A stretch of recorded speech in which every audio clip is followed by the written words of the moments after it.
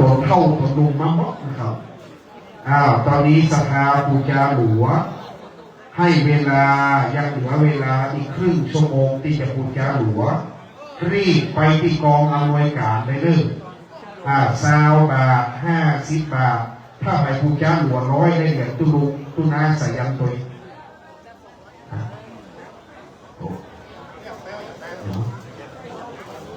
ได้เหรียญตุนาใส่ยันตัวแล้วก็ได้ภาพถ่ายตุนาสภาเวลาถ่ายภาพขอความกรุณาอย่าเข้าไปใกล้สายไฟสายบอกไฟที่ท่านใกล้อยู่อาจจะปุ๊บใส่ท่านนะออกมาไกล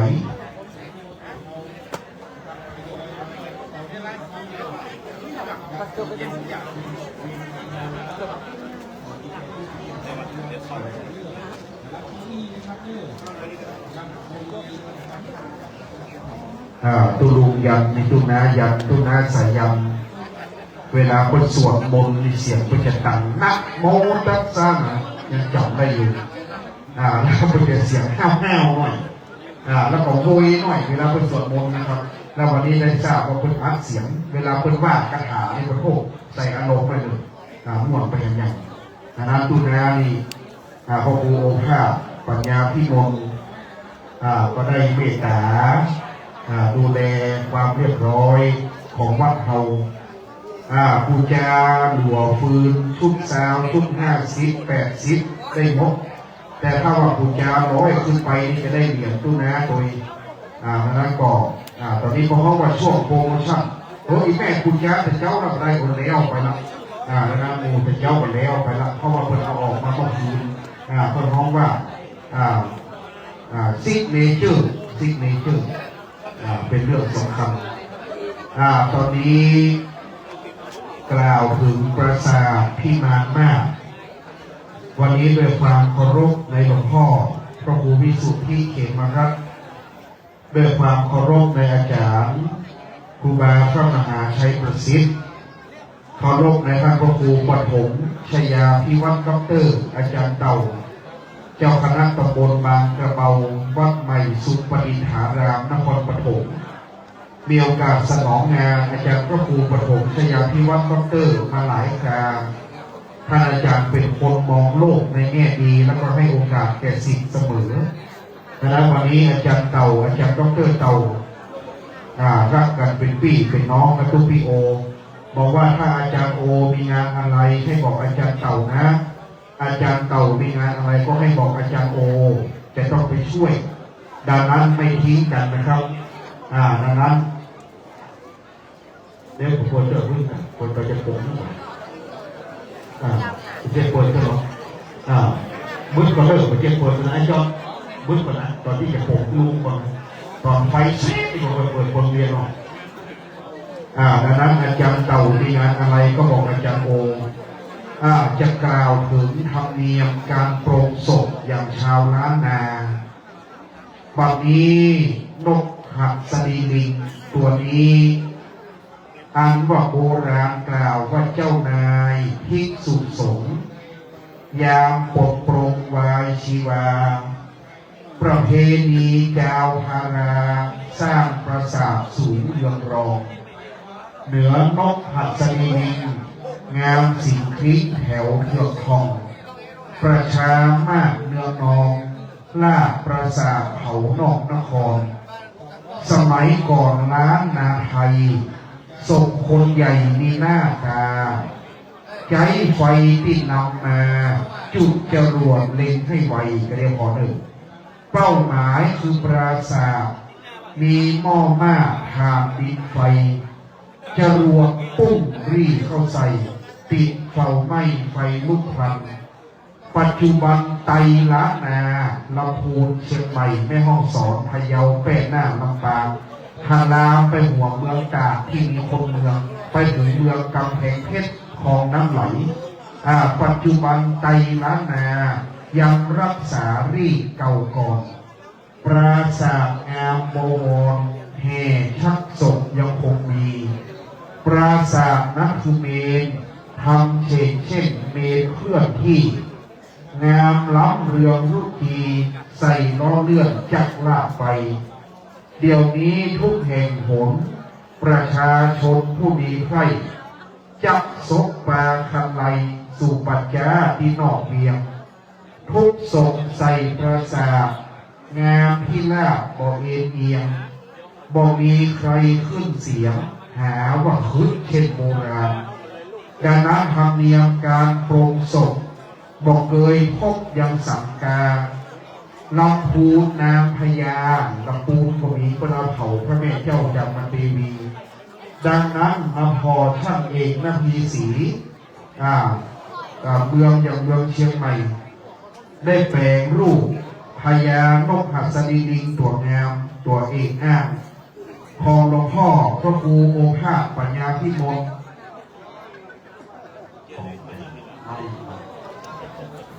สลามากในแปลงนกฮักตัวแดง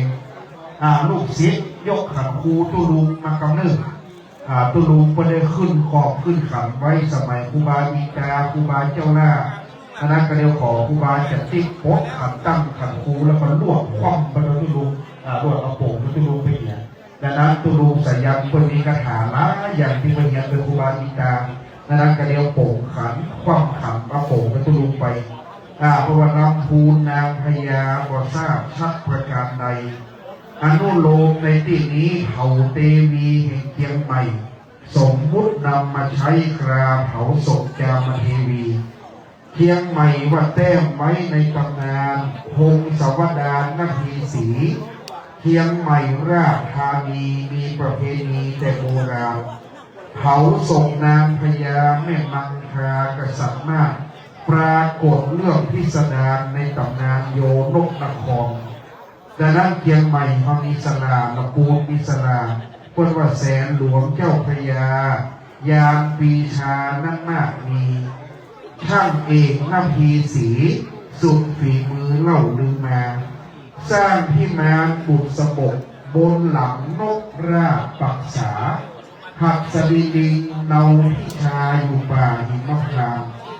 รองด้วยแม่สะดึงฉุดลากพื้นด้วยจ้างสามในสมัยก่อนเขาลากนกพักนี่ลากถึงตัวหลวงเนี่ยปัจจุบันนี่ใส่ไฟมันนักลากเนี่ยแต่ก่อนมาได้ปืนนกพักนี่ใส่ไม้เปล่าหรือว่าไม้ต้นมะพร้าวเนี่ย2 เล่มเอาใส่ปืนนกไปบนผู้หลวงบนภาษานิมนต์ครูบาเจ้าจะทิพเมตตาได้ความขำในการขยโยมตุลูวัดวงมัดไตเอาผ้าสังฆาในรถเอามาถวายตุลูไม่กำนะครับเนี่ยต่อตุลูจะขึ้นไปโป๊ะขำขยโยมโชเฟอร์วัดวงมัดไตเอาผ้าสังฆาของตุลูครูบาจะติ๊กเอามาถวายตุลูที่ในศาลานี่กำนะครับตามลูกมันเลยมันจะโป๊ะขำเป็นคำแต่โบราณพญานกหักสดีลิง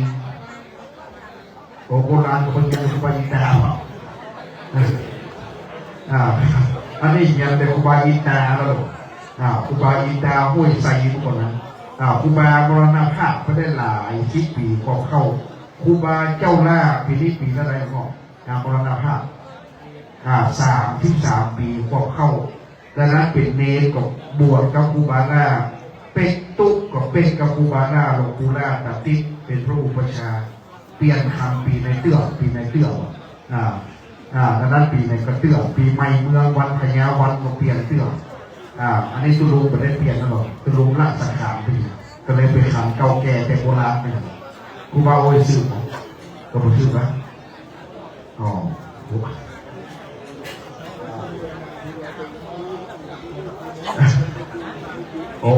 วันนี้ชื่อตามตำนานวิชนีปักษานี่แปลว่านกนกหักวิชนีนี่แปลว่าวีนกวิชนีวานวิชนีวีวิชนีปักษาแปลว่าวีขนนกฟ้อนขนนกมายุเรศเทวีแปลว่านกยูงเมฆมายุเรศเทวีแปลว่านกยูงหินสีเมืองออน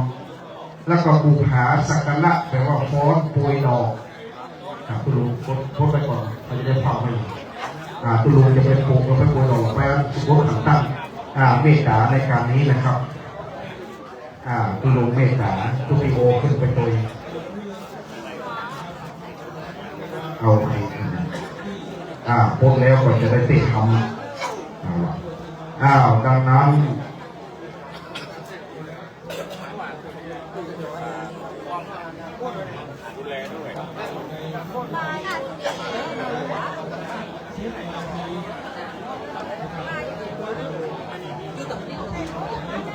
ดังนั้นจะลงขึ้นบกสันจำเดิมแต่พุทธปรินิพพานพระมหาอนันตเถรเจ้าพระอานนท์ได้ถวายการอุปถากพระพุทธเจ้าที่เมืองกุสินาราแคว้นมนักษัตริย์สาระวโรทยามพระพุทธเจ้าจะเข้านิพพานประทับนอนสีหสายญาตามพุทธประวัติดังนั้นตีไม้ลังกู้พระอานนท์ได้เขิมผ้าไว้ตำบลไม้ลังกู้เรียกว่าผ้าเพดานหรือว่าผ้าพิดานได้ปูล่าติปืนไม้ลังกู้พระเจ้าประทับนอนสีหสายญาติพระพุทธเจ้าจะเข้านิพพานเรียกพระมหาอนันตเถรเจ้าหรือพระอานนท์ปูล่าถวายพุทธอุปถากเป็นธรรมเนียมการโปรงศพพระสงฆ์ในล้านนาจะตั้งเสาไม้สางไว้4 ต้นดังจาตุปริสุทธศิลป์เหนือปราสาทเขิงผ้าสังคติไว้ผืนหนึ่งเป็นผ้าสังคติของตุลุงพระองค์โอภาสปัญญาพิมลใต้ปราสาทพื้นฐานนกเป็นจะปูล่าผ้าในผืนหนึ่งเรียกว่าผ้ากระดานจำเดิมแต่พุทธนิพพานเป็นธรรมเนียมการปรงศพคณะสงฆ์เมืองล้านนาว่าตำบลนั้นเป็นผ้าที่พระอานนท์เขินไว้ที่ไม้ลังกู้สาระวโนทยามพื้นปราสาทเป็นผ้าที่พระอานนท์ปูล่าถวายพุทธเจ้าอีกในยะหนึ่งเมืองเขาว่าเวลาไฟลุกผ้าตำบลขืนเกิ้งไว้บนเปลวไฟล้วงขึ้นไปเมืองอินพรหมยมราชเดือดร้อนแก่เทวดาทั้งหลายปืนปราสาทปูล่าบนไฟล้วงลงไปเมืองพุทธเมืองหน้าบาดาลต่ำใต้ปูผ้ากระดานไว้รอบปราสาทคนบอกว่าปราสาทนั้นคือเมนทำเช่นเมนเคลื่อนที่เมืองเขาแบ่งเมนมันหนักได้แวดปราสาทคนเลยแบ่งดอกไม้ดังป่าหิมพานต์นกหัสดีลิงมีรูปหัวเป็นช้างมีรูปหางเป็นหงส์โขนเลื่อมลายเป็นจรงแววรักรุ่นกีฬาเสียงเป็นกุญชรหัวช้างหันซ้ายหันขวาโบกหูกับพิบตาแกว่งงวงวิธีตอนนี้มันกลัวบอกไฟมันบินหน้าไปตะวันออกเป็นหน้าซื่อมันกลัวบอกไฟนักแวดปราสาทแปลงดอกไม้เป็นโอเป็นป่าหิมพานต์ป่านี้มหัศจรรย์ยิ่งพอนกยังมีหัวเป็นช้างก็มีในป่าเนี่ยนกหัดมีกำลังเท่าช้างเลย5 เชือกในป่าหิมพานต์มีสัตว์แปลกนานาชนิดในป่านี้ต้นไม้ออกผลเป็นคนก็เป็นมักกะลีผลก็มีในป่าเนี่ยในป่านี้ดอกไม้สุขันธชาติส่งกลิ่นหอมตลบอบอวลก็มีในป่าเนี่ยดอกบัวบานสะพรั่งปทุมเจ้าก็มีในป่าเนี่ยช้างบินบนโหนอากาศฤาษีมุนีนาถติพยาธรก็มีในป่าก็เลยแปลงดอกแวดต่างๆมะพร้าวกระเดียวบอกไฟเข้าถ้าหากว่า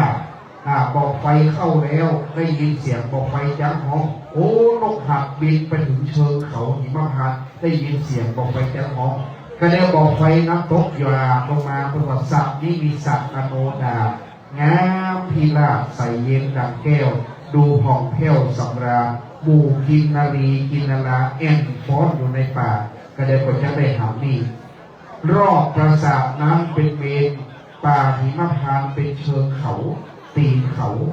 บนยอดหิมพานต์นั่นคือสวรรค์ชั้นดาวดึงส์ตั้งปราสาทไว้คือปราสาทของเทวดาที่มีปราสาทงามที่สุดคือเท้าสักกะเทวราชองค์อินชื่อว่าเวชยนต์ปราสาทสลามากก็เลยจำลองมาแปลงปราสาทตุลุงสยามนี้ล้อมรอบเขาพระสุเมรุมีทะเลสีทันดอนมนุษย์เราไปบ่ได้ต้องนกหักบินไปเพราะนกหักมีกำลังมากแว่เสาพระสุเมรุมีทวีปน้อยใหญ่ทั้ง4 เปิ้ลเลยแปลงปราสาทเล็กๆเนี่ยไว้4 ด้านนี่เป็นทวีปทั้ง4 ตะวันออกเรียกว่าบุพวิเฮหทวีปทางใต้เรียกว่าอุตระทางใต้เรียกว่าชมพูทวีปเขตเมืองพลทางเหนืออุตระกุรุทวีปทางตะวันตกเรียกว่าอมรโคยาทวีปก็เลยแปลงภาษาไม่น้อยไว้สี่เก่งเป็นวัทวีปทั้งสี่อยู่สี่เก่งเขาพระสุเมรุอยู่สี่ด้านจตุรทิศดังนั้นในการนี้มีทะเลสีทันดอนแม้ว่าฝนนกเบาตกลงไปก็จมดังนั้นตอนนี้ตู้ลุงเปิ้ลโป๊กขับตั้งดังนั้นตามโบราณวันที่ได้เป็นมาเป็นกับโป๊กครูบาอาจารย์สุมาครูบาอาจารย์เพราะว่าตู้นาที่คนไฟครูดำหัวครูมายามปีใหม่ดังนั้นก็เดียวหลวงพ่อโพสแล้วก็หากว่า1:20เราก็จะได้ฟังธรรมว่าหลวงพ่อลงมาวันนี้ทีมม่านแก้วทีมบัวเงินทีมที่คนลังสันแต่งดอกบัวเหมือนป่าหิมะปานแท้ๆนะครับเลยแวดป่านี่จะเคยหันก็เคยไปบอกเคยไปได้ยินคนห้ำในเตภูมิกถาว่าป่าหิมะพานนี่มหัศจรรย์งามยิ่งพันไม้ทุกสิ่งโสภาวิจิตราพิราชทรงกลิ่นหอมสง่าในป่านั้นกินนารีกินนารานางนกเล่นน้ำในสระอโนดาดังสวรรค์วิมานคำก็เหมือนตุลุงจะได้ขึ้นสู่สวรรค์นกฮักตัวแดงดังแสงไฟมีพลังมากจะบินออกจากหินอ่อนข้ามน้ำไม่อ่อนข้ามไปถ้ำเมืองอ่อนคนไปตะวันออกขึ้นเกียรติไฮคนขึ้นไปตะบนสวรรค์ยักษ์ฟ้าที่มันคำอันนี้เป็นความงดงามของจินตนาการในช่างสลาภูมิปัญญาพื้นเมืองฉะนั้นวันนี้ได้ข้ามโอควันนัสงสารเพื่อเถิงนิพพานยันฟ้าแห่งห้องปราสาททรงเมืองเหนือทรงธรรมะจตุรมุขพิมานสี่ด้านใส่ผ้าม่านผ้ากั้งด้วยสีเขียวมรกตแก้มกุญชรนกหัสดีลิงมีหัวเป็นช้างดังนั้นมีงาเขียวดังนั้นงาเขียวหัวแดงอันว่ามีแสงไฟมีพลังปีกหางแกมสอดด้วยสีทองเลื่อมว่าดีงามตุลุงได้เอาเข้ามินทรงปล่อยพระหายประพงคว่ำขันโป๊ะขันตั้งแล้วดังนั้นวันนี้บ่คือได้เป็นบาปเป็นกรรมแล้วลาครูบาอาจารย์เจ้าเก่งแต่ครูบาอินตาเก่งแต่ครูบาเจ้าหน้าได้ขอเมตตาครูบาอาจารย์นะครับใส่ชักใส่บางศูนย์บางวันผ้าม่านผ้ากั้งตามโบราณแล้วม่านดอกรักนะครับ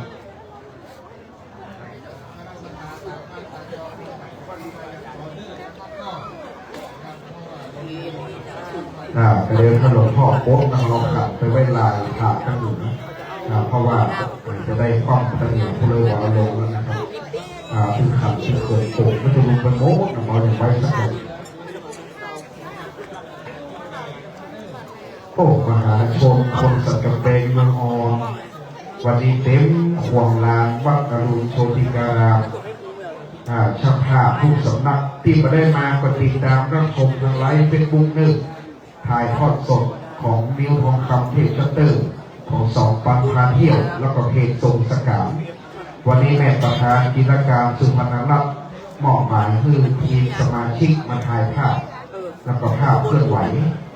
โอ้แล้วไอ้ภูสวัสดิ์ไปไหนวะนี่ขาดไปลงที่ไหนผมเดือดขาดสักเดือน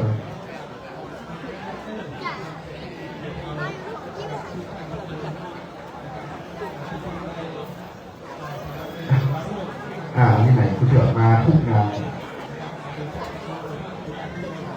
สภาเฮาเตียเก้าอี้มานั่งขอประกาศสภาที่นั่งเก้าอี้ทุกแห่งนะเก้าอี้ทุกตัวเมื่อแรงจะมานิยมจับไว้เป็นกิจลักษณะเพื่อจะเอาซ้อนเอากันไว้เป็นตี้สภาไปถอดเก้าอี้มานั่งแล้วกระเดียวไฟว่าเข้าประสาทมาเจวันลูกหนีหมดคือซ้อนเก้าอี้แดงพอแดงเขียวพอเขียวขาวพอขาว ถ้าว่าเอาแดงไปซ้อนขาวเขียวไปซ้อนแดงขามันจะหักเป็นบาปหนึ่งศรัทธาเก้าอี้มานั่งเต็มควงนานแล้วกระเดียวไฟว่าประสาทมันฮอดหน้าลุกหล่นละเก้าอี้เนี่ยเบอคือพระเนรเก็บเป็นบาปหนึ่งดังนั้นแห่งเบื้อถ้าไฟว่าแล้วเอาเก้าอี้มาซ้อนกันไว้เป็นที่และดูสีเก้าอี้ด้วยห้ามเอาสีอยากไปซ้อนไปด้วยนะครับขามันหักแล้วมันจะเป็นลายนะครับหนึ่งตอนนี้จะดูความขำนะเราบอกเพื่อได้เป็นบาปเป็นกรรมจะดูความขำแล้วตูลุงสายันก็มีขำคูมาไปโป่งปุ๊บตูลุง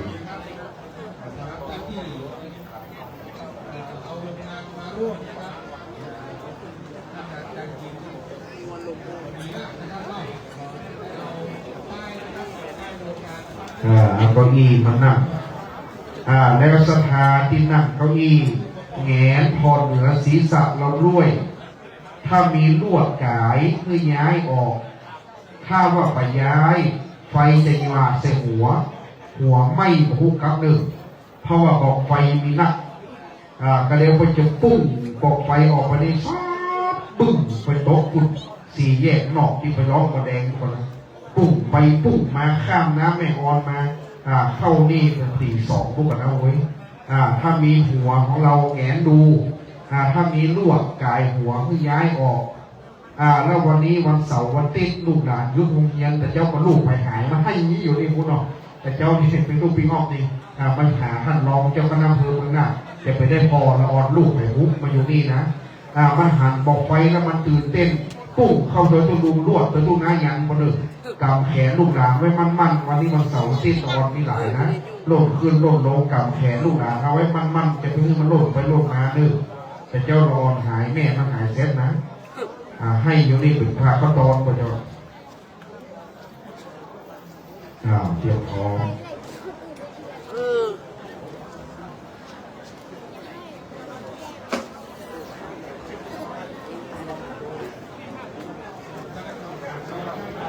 หลวงพ่อลงมารับจะได้ฟังธรรมแล้วครับ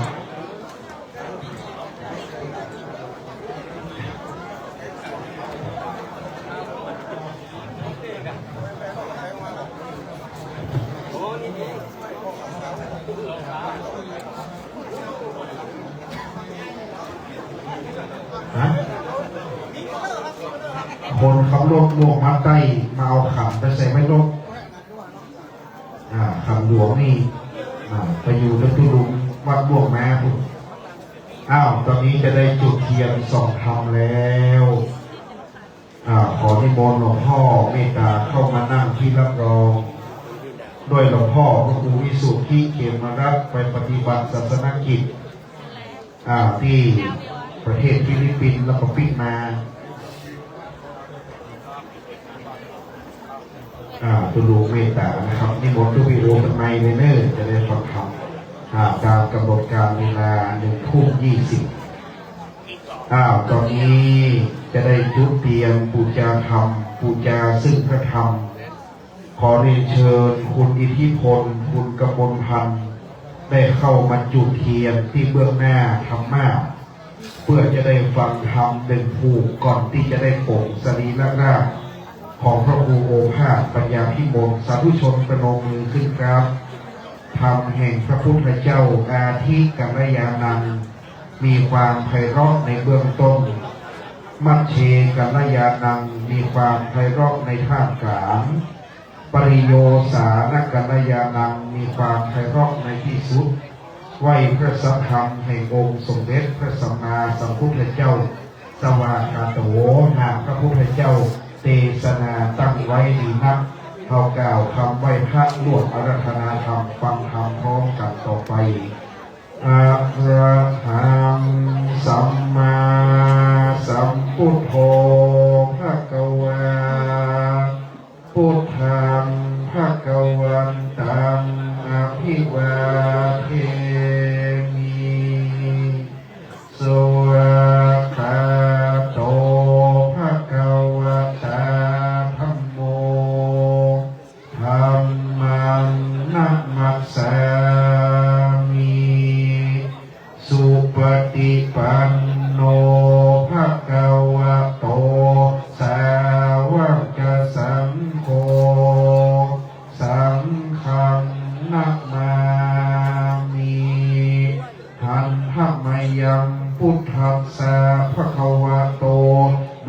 ภาคณมะกรังจโรมะเสนะโมตัสสะภะคะวะโตอะระหะโตสัมมาสัมพุทธัสสะนะโมตัสสะภะคะวะโตอะระหะโตสัมมาสัมพุทธัสสะนะโมตัสสะภะคะวะโตอะระหะโตสัมมาสัมพุทธัสสะ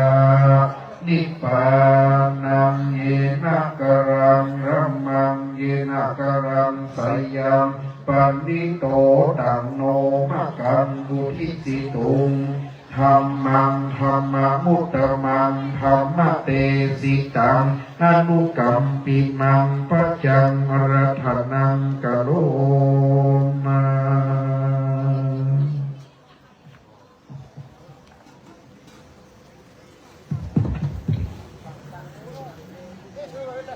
ขอการไหว้สายังครูบาจักรติพย์พระครูดุลยานประยุทธ์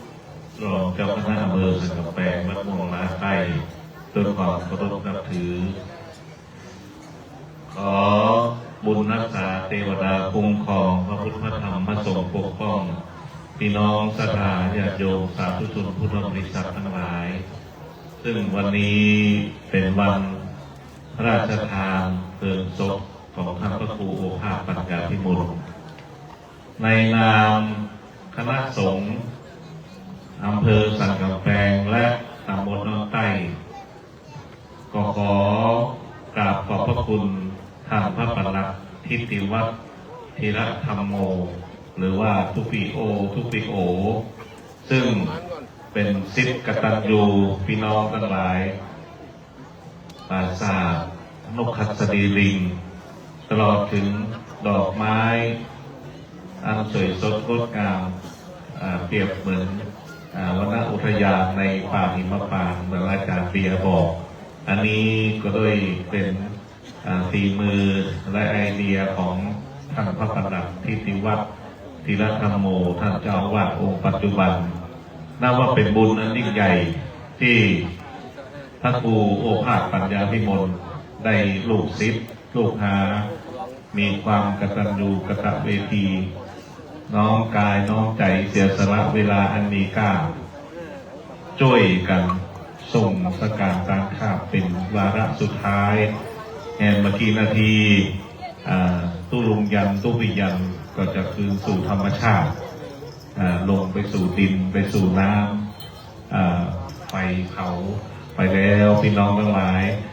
ในฐานะที่เป็นคณะสงฆ์ในตำบลน้องใต้ก็ขอกราบขอบพระคุณท่านเจ้าอาวาสทุกวัดในตำบลน้องใต้ทุกวัดท่านศรัทธาญาติโยมทุกหมู่บ้านในตำบลน้องใต้จ้างฟ้องทุกคณะในตำบลน้องใต้ในพระสงฆ์ก็มีท่านพระครูสันติธาดาเป็นประธานท่านเจ้าอาวาสทุกวัดแล้วจะลืมอย่าบ่ได้ด้วยความสามัคคีพร้อมเพรียงที่หลวงปู่ล่าเคยบอกไว้ว่าสามัคคีธรรมนำมาซึ่งความสุขโพ้นจากทุกสุขใสใจเต็มสีเป็นนนตางก้าวหน้าปาให้ดีสามัคคีกันไว้สุขใจอันนี้ก็ขอกราบขอบพระคุณท่านครูบาชัยประสิทธิ์ม่อนพญานาคราช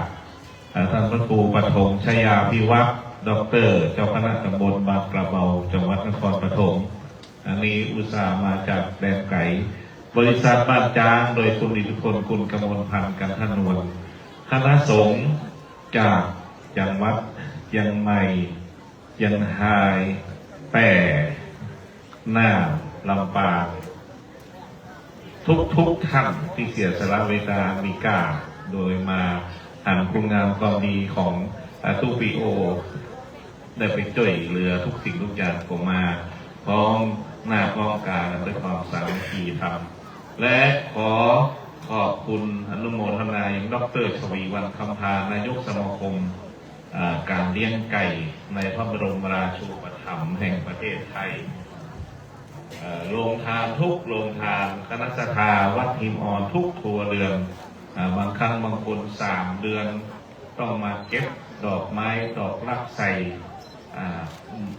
การเป้าทีละอันทีละอัน3 เดือน 4 เดือนด้วยน้ำจิตน้ำใจด้วยความเสียสละนายกชนะนันท์กันดีฟองนายกเทศมนตรีตำบลลำไส้พร้อมกับด้วยคณะทุกท่านกำลังเพิ่มพูนชัยศิษย์พร้อมกับด้วยปหลวงผู้ช่วยทุกหมู่บ้านชมรมกำนันผู้ใหญ่บ้านอำเภอสันแปงอำเภอแม่ออนตลอดถึงคณะญาติโยมทั้งหลายที่ตั้งอกตั้งใจจากบ้านไก่มาโดยเฉพาะคณะญาติจากวัดต่างๆมีได้ยินว่ามีวัดม่วงพี่น้องสังกตองก็มา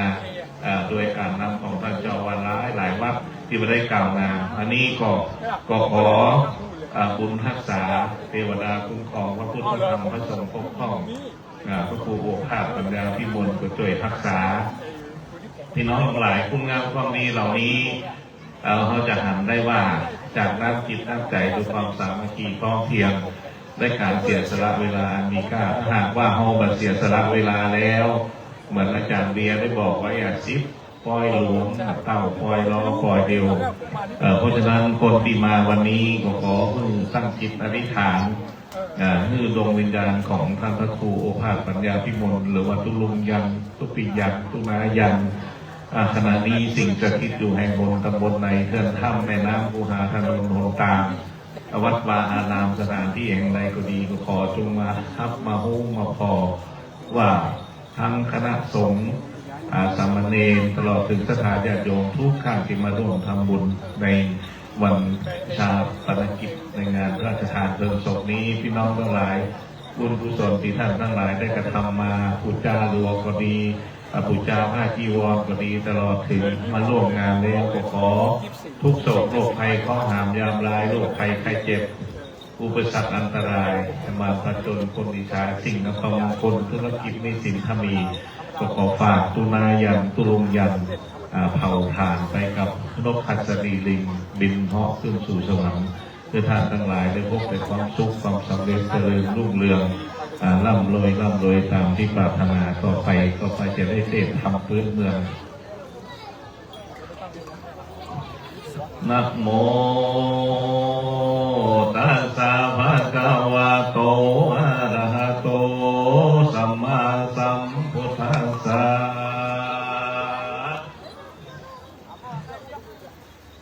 สุรันามหินิยังพุทธเสถังนามิตัวพุทธกัตตาสะสักขจังธรรมันจะสังฆัมจะนามิตัวสักกาลจนะปะทังมาลายยามนามวัตถุปรมัตถวิจิตังอาลัพพิสังสัมมาเสติสาทโว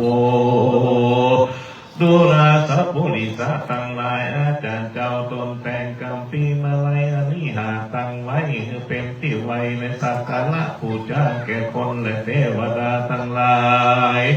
เพื่อให้หายอนทาลายตั้งไปในและไปนอกทุกเต้าขอคันทะสีมาโดยกรรมปีมาลัยอนิและนาตามัตตะกหาบามีแห่งบาปอนัตตาเจ้าตั้งหลายเปิดนู่นจักวิชัชนาไปนานี่เตือนนามีตัวภูคาโกวัยยังพนาวโรกุตละธรรมเจ้าเก่าพักการกตังทปริยัติธรรมดวงงามผาเสดอันบังเกิดแก่พระอุลานามีตัวภูคาโกวัยยังพระอริยสงฆ์อันทะลงจตุรปริสุทธสินใสสะอาดตนปฏิบัติตามมาร้อยบาทพระพุทธบาทสัพพัญญูนำเอาคำสอนตนผู้โลกลาให้บังเกิดศรัทธาประสาทะแก่กล้าแก่คนและเทวดาทั้งหลายในกาลบัดนี้คณะสงฆ์และศรัทธาประชาชนทั้งหลายก็ได้น้อมนำยังมาทุภาลาจาร่วมดอกเขาตอกดอกไม้และลำเตียนมาบูชาฟังว่าธรรมเทศนามาไล่โพดในกาลบัดนี้ก็เพื่ออุทิศส่วนบุญส่วนกุศลไปหายังดวงวิญญาณของครูบาสายันปัญญาวชิโรหรือว่าพระครูโอภาสปัญญาพิมลในกาลบัดนี้ก็ถึงเวลาที่เจ้าสมณสภาและมูลสภาทั้งหลายจงมาส่งสักการตั้งข้า ยังสรีระร่างของท่านพระครูเพื่อสูญสลายในการรับนี้โดยภาราอานิสงส์ในการฟังธรรมแด่จัดการจัดงานทุกสิ่งทุกอย่างในการรับนี้ก็ขอเป็นภาราอานิสงส์จากทุกปัจจัยใจยาตานุนส่งถึงยังดวงวิญญาณของท่านพระครูภาคปัญญาพิมลได้รับได้หูได้รับสมบูรณ์ส่วนกุศลและน้อมตนตัวทุกสิ่งทุกอย่างของเหล่านี้ก็ขอจงไปกายเกิดเป็นข้าวทิพย์น้ำทิพย์อาหารทิพย์ในชั้นวิมานสวรรค์ชั้นฟ้าตามคติวิสัยที่ท่านพระครูปรารถนาในการนั้นทุกสิ่งทุกประการเนติตังทิยาสังวันนาวิเศษจาหงเหตุยังมาไล่โปรดนั้นโยอันแค่ก็บังคมสงและสาเดสาธุในเมตตาพระครูวิสุทธิเขมรัตน์รองเจ้าคณะอำเภอสันกำแพงเทศนาธรรมคือถูกต้องตามโบราณปอสังเขตเพื่อจะอุทิศสักส่วนกุศลตามโบราณอริยะอุทิศสักส่วนกุศลไปกรปนาผลแก่ดวงวิญญาณพระครูโอภาสปัญญาพิมลแล้วต่อจากนี้ไปจะถวายทายธรรมปูจากันเทศเก้ากระผมนิมนต์ครูบาพระมหาชัยประสิทธิ์ได้โปรดเมตตาเป็นเจ้าภาพเกณฑ์ถวายจตุปัจจัยทายธรรมบูชากันเทศอาจารย์พระมหาครูบาชัยประสิทธิ์นั้นได้รับเป็นเจ้าภาพในการจัดทำกระเป๋าอันเป็นสังฆทถวายแก่พระภิกษุสังฆทุกรูป200 กว่ารูปนะครับเนื่องการบัดนี้ได้เมตตาเลยนะครับเจ้าหน้าที่น้ำยาข้างหลังมาถวายอาจารย์อาวรชุดน้ำยาตะกี้ไปไหนชุดน้ำยาอาจารย์นีมเอาน้ำยามาดูมาแล้วครับมาแล้วเดี๋ยวก็มีชุดหลังมีน้ำยา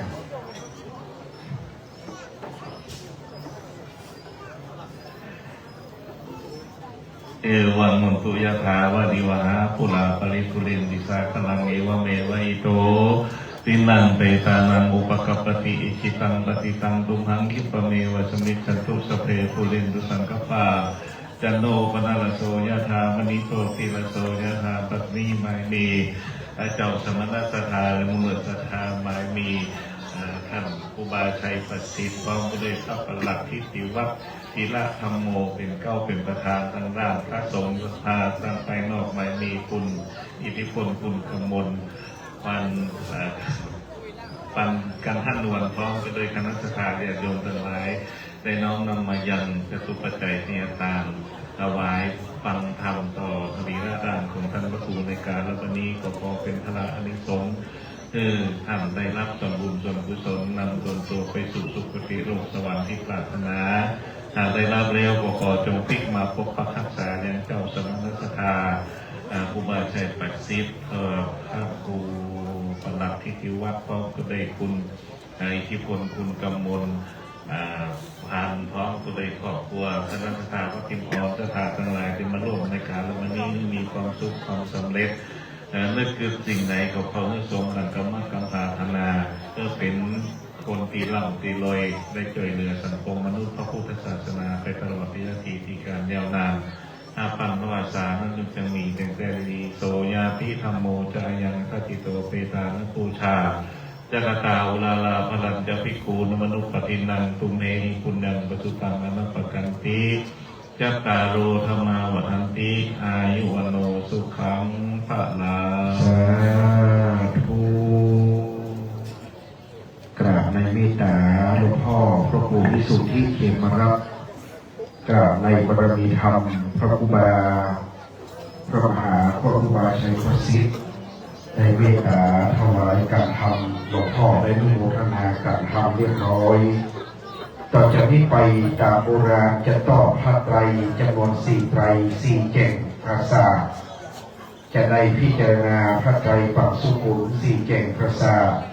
เจ้าหน้าที่เตรียมพระไตรไว้4 ไตรนะครับวันนี้พระไตรปักสุกุลไตรที่ ขอเรียนเชิญคุณอิทธิพลกันทนวลขึ้นไปต่อพระไตรบังสุขุนไตรที่หนึ่งเชิญคุณอิทธิพลครับเจ้าหน้าที่สองท่าน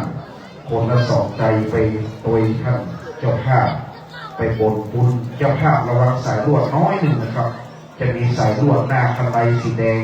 สายลวดจะต่ำน้อยก้มน้อยหนึ่งกว่าหาแค่ใบครับผมสองเจอปกกำนันอดุลอินก้อนวงในนามของท่านกำนันอดุลอดีตกำนันตำบลออนไส้ได้ทุเกียรติดูแลวัดวาอารามควบคุมงานช่วยเจ้าว่า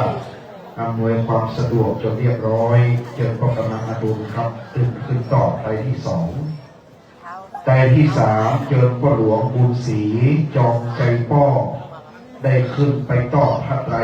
ในลำดับที่สามครับลำดับที่สามขอเมตตาพ่อกำนันอดุลขึ้นไปพ่อหลวงบุญศรีขึ้นไปตะโกนแล้วก็อดีตท่านนายกสมทรัพย์วงแก้วแปลงอดีตนายกเทศมนตรีตำบลมอนใต้แต่เจ้านี่ก็ได้ต่อเพราะว่าแต่เจ้านี่เป็นผู้ปิดทองหลังพระอยู่เบื้องหลังวันนั้นแต่เจ้านี่โอ้ส่งไม้กันขนาดนักพอกำนันอดีตนายกสมทรัพย์เขาช่วยกันคนนั้นสอบคนนั้นแต่เจ้านี่ต้องช่วยกันพอหลายสมองหลายตาช่วยกันพอเอาจดสำเร็จจดงามสี่เจ็ดตามโบราณเอาสี่เจ็ดด้านจะดูอาทิตย์ขึ้นไปต่อพระไตรสี่รูปนิมนต์ท่านอาจารย์พระครูเมธาธรรมประยุทธ์วัดฟ่อนสร้อยประตูเชียงใหม่อาจารย์พระครูพัฒนาธิมุตเจ้าคณะตำบลจ้างการวัดอุปคุตอาจารย์พระครูใบดิกาสมพรโอภาโสผู้อำนวยการโรงเรียนเชตุพนศึกษาเจ้าคณะตำบลวัดเกตวัดสีโขงและอาจารย์พระครูปฐมชยาภิวัตรด็อกเตอร์เจ้าคณะตำบลบางกระเบาเจ้าวาดวัดใหม่สุปดิษฐารามจังหวัดนครปฐมโปรดเมตตาพิจารณาพระไตรบังสุกุลก้าวขอนิมนต์สี่รูปในโปรดเมตตาในการนี้นะครับซึ่งทั้งสี่รูปนี้เป็นครูของตุปิโอเขาเรียกว่าอาจารย์ยุทธอาจารย์พันธ์อาจารย์สมพรแล้วก็อาจารย์เต่าสี่อาจารย์ดังนั้นวันนี้ล้วนเป็นครูบาอาจารย์ของตุปิโอทั้งนั้นเลยนะครับพระครูเมธาธรรมประยุทธ์วัดฟอนสร้อยประตูเชียงใหม่เป็นหนึ่งอาจารย์พระครูพัฒนาธิมุตเจ้าคณะตำบลจ้างการวัดอุปคุตเป็นสองอาจารย์พระครูใบดิกาสมพรโอภาโสเจ้าคณะตำบลวัดเกตผู้อำนวยการโรงเรียนเชตุพนศึกษาในสังฆราชูปถัมภ์วัดสีโขงและอาจารย์พระครูปฐมชยาภิวัตรด็อกเตอร์อาจารย์เต่าเจ้าคณะตำบลบางกระเบาวัดใหม่สุปฏิภารามจังหวัดนครปฐมสี่รูปได้โปรดเมตตาแล้วนะครับท่านผู้ชมประนมมือขึ้นครับ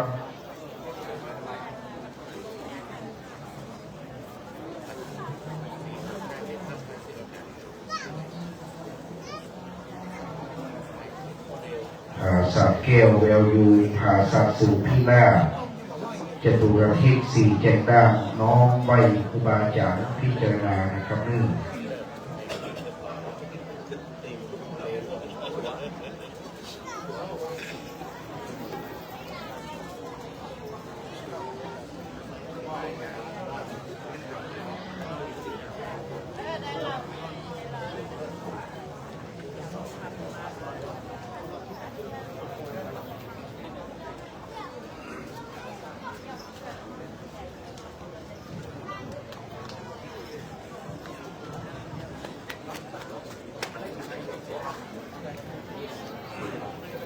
กราบในเมตตา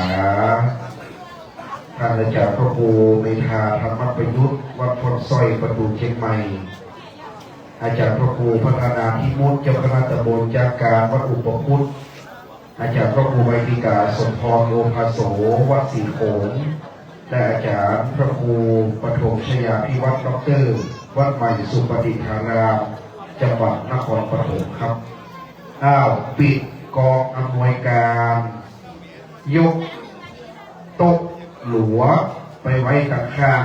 ๆลานนั้นจะเป็นลานแห่งการฟ้อนเป็นมหรสพก่อนที่จะได้โป่งภาษาจะเป็นการฟ้อนหน้าไฟจำนวน3 ชุดแล้วจะได้อื่นกระโลงจุดบอกไฟไปตามลำดับศรัทธาที่อยู่ข้างหน้าก็จะยกโต๊ะออกเจ้าหน้าที่บอกไฟขึ้นตรวจบอกไฟบนกิจการทานกับเนื่องว่าสายพัดสายข้อข้อมีขึ้นไปสู่มาหลายอย่างก็ได้ตรวจบอกไฟยกโต๊ะไปไว้ข้างๆไปไว้หน้าวิหารก็ได้ถ้ามีคนปูจาหลวงก็คือเพื่อนเอาไปใส่หน้าวิหารให้พื้นกับคนหลวงเข้ามาใส่พระจายกเลยยกเลยยกเลยครับผมยกไปถึงโต๊ะเลยครับยกไปถึงโต๊ะยกไปทั้งโต๊ะยกออกเลยครับผมแล้วไปใส่หน้าวิหารพุทธหลวงยกไปเลยยกไปทั้งโต๊ะเลยครับแฮมบุญเขาก็คนมาใส่มันหลายนักคนยกไปทั้งโต๊ะเลยครับอย่ายกเลยยกเลยยกไปหน้าวิหารเลยครับการแสดงชุดที่ 1จะเป็นฟ้อนวิชนีปักษาดังนั้นคนของหอฟ้อนมีวิชนีปักษาสร้างพิมานบุษบกบนหลังนกราบปักษาหักสติที่ช้างเนาอยู่บางมะพร้าวดังนั้นเป็นการฟ้อนวิชนีปักษาพญานกหัสดีลิงฟ้อนมีพร้อมแล้วชุดที่ 1นางนกทั้งหลายจักฟ้อนเหล่ากินนารีกินนาราดุจดังป่าหิมพานต์ที่พญาพิมานเขียนห้องในเต้ต้องสวรรค์คเทวโลกดังนั้นฟ้อนชุดที่ 1นี้วิชนีปักษาจะทำการฟ้อนหน้าไฟก่อนที่เขาจะได้ประชุมเพลิงเลิกสร้างโศกสกามในการนี้พร้อมแล้วเสียงปรบมือให้กับชุดที่ 1ครับ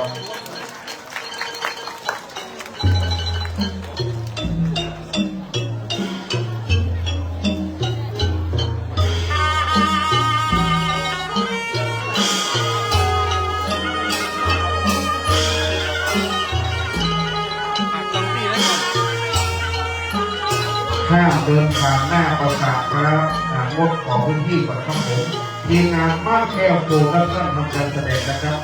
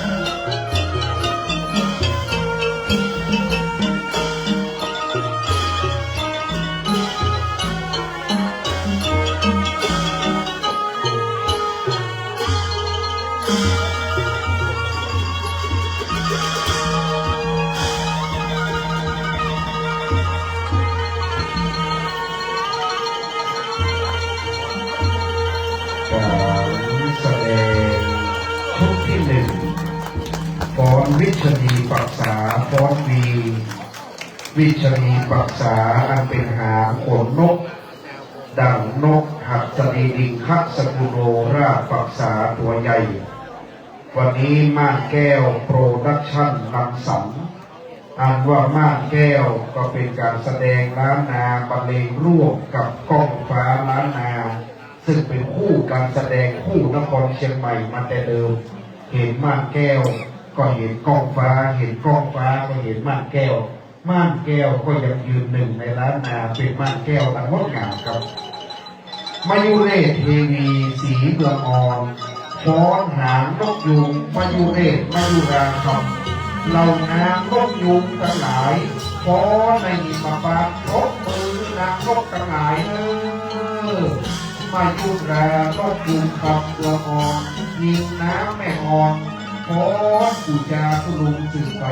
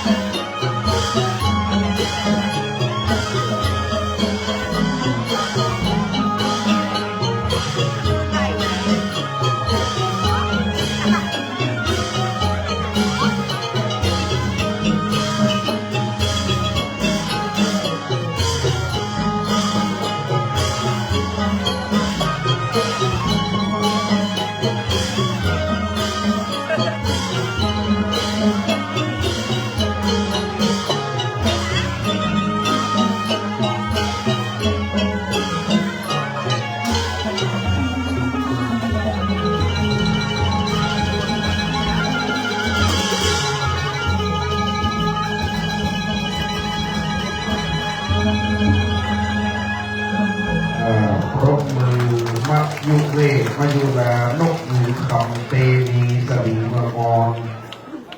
และชุดสุดท้ายจะเอาเข้าตอกดอกไม้มาพระผายโปรยทายผลนกยูงในฟ้อนปูจาสักการะดังบ้านดังเมืองมันอยู่หิมพานต์แดนมหัศจรรย์บรรดาสกุณานกทั้งหลายปีทั้งหลายอันเป็นเครื่องปฏิบัติพักวีได้ฟ้อนปูจาแล้วสุดท้ายจะเป็นอามิสปูจาโดยเข้าตอกดอกไม้อันงามอันหอมสู่คำพักดอกไม้บุผามาลาอันหอมจืดเป็นบุผาสักการะอันดาบดื่นปูจายังพระรัตนแก้วเจ้าทั้งสามและทรงประกาศตามข้าพระพุทธองค์ข้าปัญญาพิมลรีบบ้านเราเมืองเรามีธรรมเนียมงดงามปรากฏเห็นการแสดงชุดสุดท้ายแล้วปรบมือนักการมาฟังครับ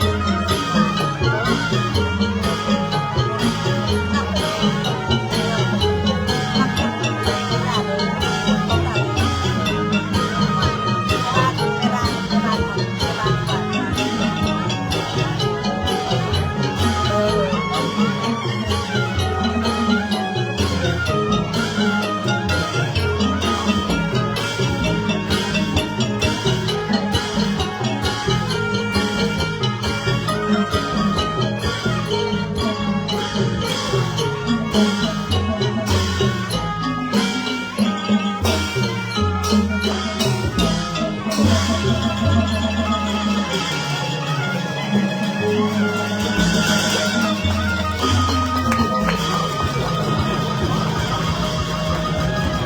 นหัว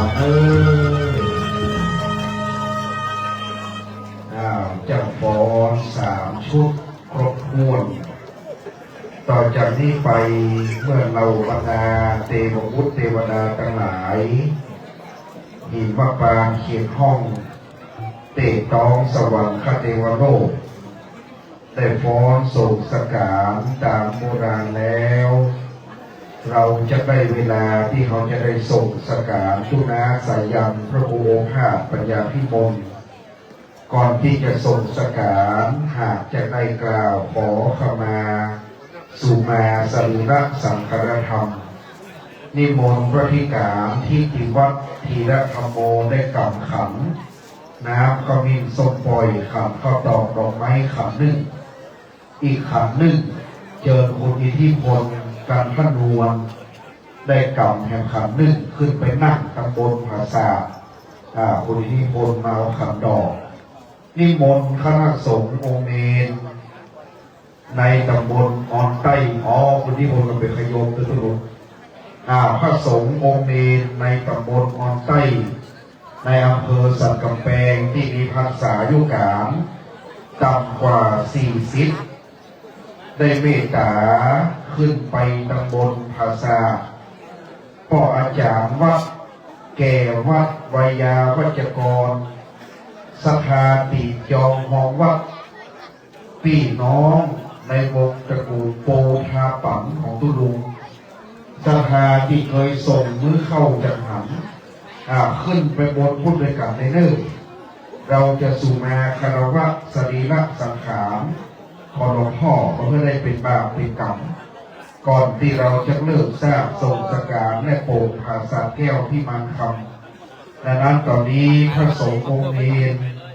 พระสงฆ์สหธรรมิกของตุปิโอปดีลูกศิษย์ของหลวงพ่อพระโอภาสปัญญาพิมลขยโยมวัดที่เคยอยู่ด้วยกันได้เคยรับการอบรมสั่งสอนกับตุลุงเคยส่งมือเข้าจังหันศรัทธามาใส่บาตรวันพระวันศีลปู่จางแก่บ้านแก่วัดพี่น้องในวงตระกูลโปธาปังก็ขึ้นไปนั่งตำบลไปกันบนพุทธเพื่อจะได้ขอขมาคารวะนะครับเด้อพระสงฆ์โมฆะเจ้านั่งแวดตำบลศรัทธานั่งที่เชิงข้างในคือพอสมควรเข้าไปนั่งต่อกันท่านพระสงฆ์ขึ้นไปก่อนเนิ่งพระสงฆ์องค์นี้แวดทั้งเหนือทั้งใต้ตะวันออกวันตกศรัทธานั่งที่ข้างในที่นั่งกระลูกห้องก็ได้สาธุชนทั้งบนจิตกาทานและด้านล่างจิตกาทานศรัทธาทั้งหลายที่นั่งตั้งลุ่มเก้าอี้ที่รับรองประนมมือขึ้นสาธุชนที่สุดหมวกกรุณาถอดหมวกออกแล้วน้อมประนมมือตั้งใจไว้ขึ้นธูปเทียนดอกไม้น้ำขมิ้นส้มปล่อยเป็นเครื่องแสดงคารวะขอขมายังสรีระสังขารธรรมและจิตตะดวงวิญญาณของพระครูโอภาสปัญญาพิมลตุลุงสายันอดีตเจ้าวาดวัดอรุณโชติการามตั้งเจ้าหากคณะสงฆ์และคณะศรัทธาน้อยใหญ่หญิงใจบ้านหิมอ่อนใต้ลายน้ำศรัทธาวัดอรุณโชติการามและลูกศิษย์ลูกหาได้ประมาณตักล่วงเกินตุลุงมีด้วยประการใดหากล่วงเกินด้วยกายด้วยวาจาด้วยใจครั้งเมื่อตุลุงดำรงธาตุคำอยู่ได้ปากล้ำกำเหลือศรัทธามาใส่บาตรวันพระวันศีลดังนั้นก็ขออนุญาตโทษพายโหดเพื่อเป็นอโหสิกรรมอย่าได้เป็นนิวรณธรรมกรรมมาแก่กล้าอีกประการหนึ่งขอตุลุงได้โปงวัดโปงวาโปงกุฏิวิหารศาลาโป ไม้ต้นตอกส้มซุกลูกไม้ที่ตุลุงเคยปลูกไว้คือคนอยู่ภายหลังได้สืบวัดแตนมาคือท่านอาจารย์พระธิการทิติวัฒน์ตุปิโอสืบวัดแตนมาคือการกลุ่มลูกเรืองเหมือนที่ตุลุงยังอยู่ต่อจากนี้ไปนิมนต์พระครูสังฆภาระวิมลเจ้าวาดวัดบางมอนต้นโพแฝดเมืองสันกำแพงกล่าวขอขมาณการระบาดนี้ครับ สุริยันอัดถังล่วงลับสู่เขาแก้วอยู่กันทรตาวันใบใจ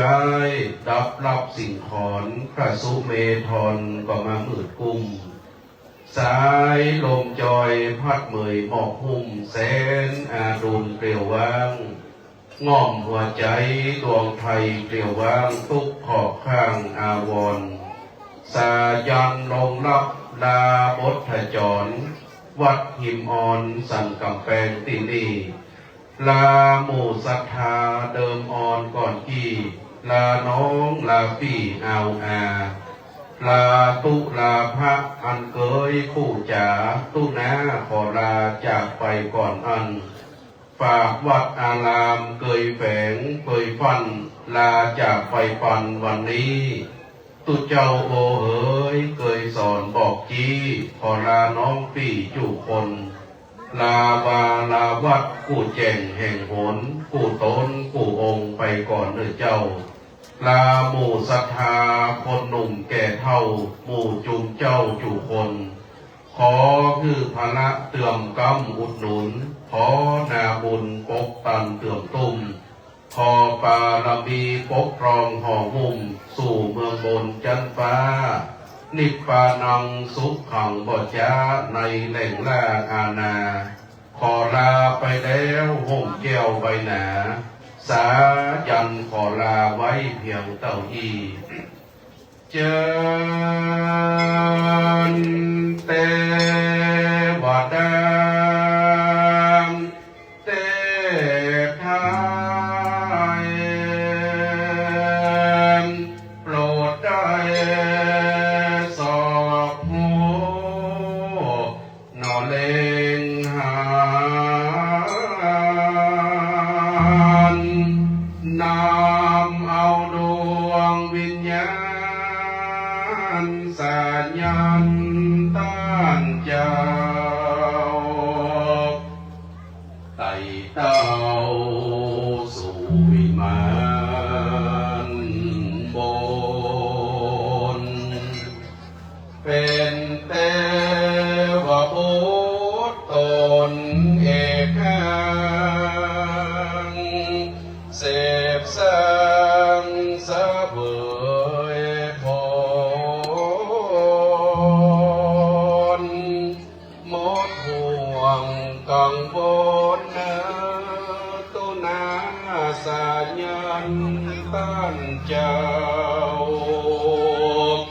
สานุสิทธาธานหนุนเท่าเจ้าเปี่ยมตานยนทุกโศกไม่คือได้มาลายหายพรสะเวยสุขถาวรเมืองอมรเนปาสาธุจนาตุระโมคามาเป็นสุขเลิศล้ำอยู่บนภาษาแก้วดอกงามตามสานุสิทธาธาปากันแต่งสร้างไฟเป็นญาณเล่มกว้างสุเนลปานแม่นปาลมีป ไปแก่กล้า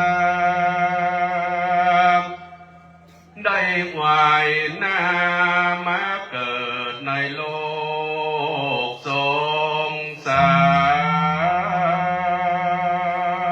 รนิมนต์ดวงวิญญาณมาเกิดสลีหิมอ่อนสั่นกำแพงแห่งห้องมาเป็นเจ้าพี่นายน้องทรงเสพบารมีธรรมบ่ต้องห่วงพ้องยังวัดหิมอ่อนอันงามตาตุเจ้าโอทิติวัดและศรัทธาจับช่วยกำศาสนาบอกมองมนเศร้าสืบเจตนาตันเจ้าต่อตังไปตุนาสายันจะขอลาตังกุติและวิหารศาลากวันตานอันเคยได้เป็นไปสร้างจะขอลากลาดกลางสืบต่อตังไปลาไปแล้วบอกมนมองใจจะขอลาไปแดนติบไกลแห่งห้องลาแล้วเนอเจ้าพี่นายน้องจูคิงคนขอพละได้กำจูตัวตนขอบุญบันดลปกห่มเกศกล้าวคือสถานหนุ่มเท่าสุขสันต์นิรันดร์เถิดวันแต่มีพันเตสัพพังอาปานาทังธรรมาเมพันเตมายากะกังปุญญังสามินาอนุโมตัปปังสามินากะตังปุญญังไมหังกะตัปปังสาธุสาธุอนุโมทามิวันตามิพันเตสัพพังพระราทังธัมมาทัพเมพันเตมายาตังปุญญังสา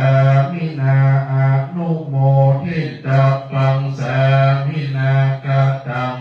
ยังไมหังตาตัปปังสาธุสาธุอนุโมทา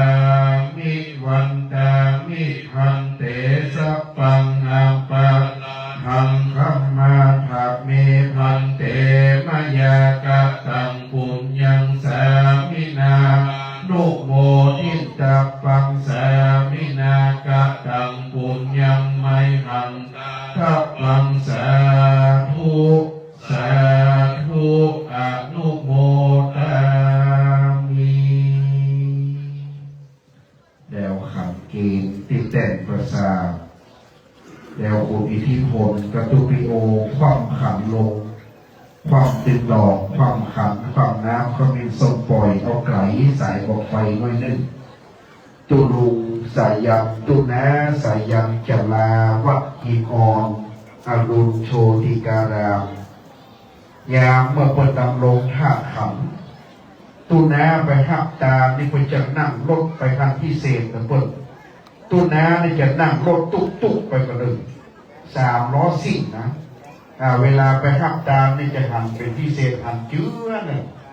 เพื่อจะนั่ง3 ล้อตุ๊ก3 ล้อซิ่งไปตู้ลุงจะปิกแล้วก็ครับปิกละก็3 ล้อซิ่งไปส่งตู้ลุงสายยันวัดอิงอ่อนวันนี้ตู้ลุงวัดผู้เจ้าไปหักตามวันนี้ได้หันภาพคือเติมหาหลวงพ่อพระครูโอภาสปัญญาพิมลเวลาสวดมนต์ต่ำเมืองสักกะเปงเอาไม้ไปถวายตุลุงวัดอรุณโชติการามโอ้ก็มาขึ้นตึงหาเสียงตุนากระเดียวเขาจะฟังเสียงตุนาแล้วเสียงตุนาจบจะได้จุดไฟประชุมเพลิงเจ้าหน้าที่เตรียมเสียงตุนาไว้เริ่มตุนาสวาคาถาตำหาภูบาเจ้าล่าตาติดตำหาภูบาเจ้าอิตาวัดห้วยไซลูกศิษย์เปิดบันทึกเอาไว้นะครับ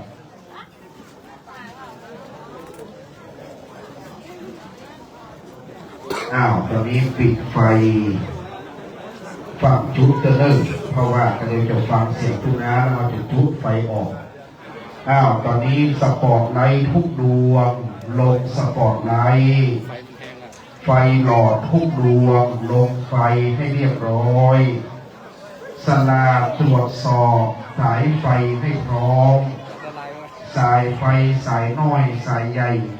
เกี่ยมไว้ให้ดีพี่น้องไตน้องที่อยู่หน้าศาลายาวนี่คือนั่งลงไม่ยืนนะครับผู้ที่อยู่หน้าศาลาพระสงฆ์นั่งลงอย่างเดียวไม่ยืนถ้าจะยืนคือไปยืนตะวันออกตอนนี้ขอทุกคนโปรดนั่งลงไม่ยืนเด็ดขาดพี่น้องไตน้องที่นั่งลงที่อยู่หน้าศาลาพระสงฆ์จะถ่ายอย่างเราที่นั่งลงนั่งลงนั่งแตะลงจะได้ถ่ายให้เต็มที่ไม่ต้องยืนนะครับตอนนี้ขอให้ลานมณฑลพิธีสงบเงียบเรียบร้อยตั้งจิตให้ใสตั้งใจเป็นสมาธิของดใจเสียงผู้เสียงในมณฑลนี้นะครับขอให้ลานนี้ได้สงบเรียบร้อยเจ้าหน้าที่จุดไฟจากกองเพลิงหลวงตั้งไว้ที่เตียงก่อนยังไม่จุดประนมมือขึ้นเจ้าหน้าที่เปิดเสียงของตุลุงพระครูโอภาสปัญญาพิมลระลึกนึกถึงหลวงพ่อตุนาเฮาครั้งบัดดำรงท่าทางอยู่สงบเนิ่ง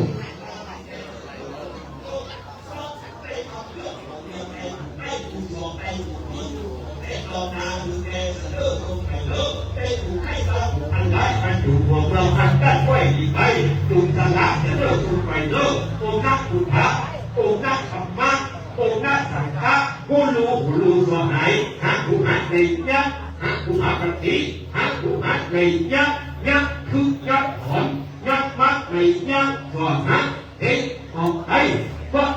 องค์พุทธพหุงองค์พระพุทธเจ้าก็ผีสมัยจำเป็นต้องดูแลไว้ต้องดูดูกินยันก็ฮักกินเป็นคนโลกผู้เริ่มเป็นธรณีสูงได้ไว้นั่งไว้ดูดูไม่ได้เป็นของไร้กวาดขี่หันมาได้ไว้นั่งไว้ดูโองมือแท้มือกับดาบเพียรตัดหัวปีแต่ถึงไปองค์ก่อนนะเอ๊ะของไทยว่าองค์แหกผู้ลูกแหกจับแต่ต้องมีเสียงเป็นจังผู้จับตั้งใจมันเหนือผู้จับตั้งใจตรงนี้ออกขวาจะทำงูไงอย่างน้ำองค์ขี่หักมันต้องขี่หักจะต้องเป็นเจ้าของผู้ใหญ่ผู้จะทำที่จะไปแต่คุณนะองค์ตีมาแบบที่มากกว่าฮะเอ๊ะของไทยองค์พุทธะเนปะพุทธาภูกัญญะสัมปะปัญหาดูให้เจ้าสี่ผลจะมาแบบก็รู้กันแล้วสุดท้ายได้เสียงสุดท้ายของพระครูโอภาสปัญญาพิมลขอยกกรอบผูกมาเก็บไว้หน้านี่กำมาถอยมาหน่อยมันใกล้ใส่ไฟแล้วไปกระจายออกไป2 คนยกกรอบผูกมันย้ายกันหน้าที่2ออกไปเลยเสียงสุดท้ายเสียงแห่งความระลึกนึกถึงเสียงอันชัดฉานของพระมหาเถระรูปหนึ่งในเมืองสักกะเปงเสียงที่มีเมตตาต่อศรัทธา ปันสินปันปอนอยู่คู่วัดอรุณโชติการามอีมอนมาโดยตลอดได้ระนึกถึงแล้วในความดี ต่อจากนี้ได้ใช้ไฟจากกล่องเพลิงหลวงที่พระบาทสมเด็จพระเจ้าอยู่หัวพระราชทานมาเจ้าหน้าที่จุดไฟชนวนเก้านิมนต์4 รูปอันประกอบด้วยหลวงพ่อพระครูวิสุทธิเขมรัตน์พระครูอดุลยานประยุทธ์รองเจ้าคณะอำเภอพระครูบามหาชัยประสิทธิ์และอาจารย์ดร.เต่าเมตตา4 รูปได้จุดชนวนฝักแพรบอกไฟลูกหนูเลิกทราบส่งสกามสาธุชนประนมมือขึ้นตั้งจิตเป็นสมาธิกองกองฟ้ากองลำปางปู่แก้วนางเหลียวกองพี่น้องไตเกียมพร้อมกองอุ้ยหลักกำเดงหลวงวัดอีมอนเกียมพร้อมได้เวลาแล้วอันจะเลิกทราบส่งสกามจะได้จุดไฟประชุมเพลิงนักการณบัดนี้นิมนต์หลวงพ่อครับนกฮับตัวกล้าพญาฮับดีลิงตัวเองอ้างจะบินข้ามโคข้ามวัฏสงสารเถิงแก่นิพพานจันฟ้าแห่งห้องตุลุงลาวัดวาศาสนาลาอดุลโชติการามมีออนลาศาสตร์แท้น้ำบวรที่ลาจะได้เลิกสร้างทรงสกามนักปักนี้สาธุสาธุสาธุ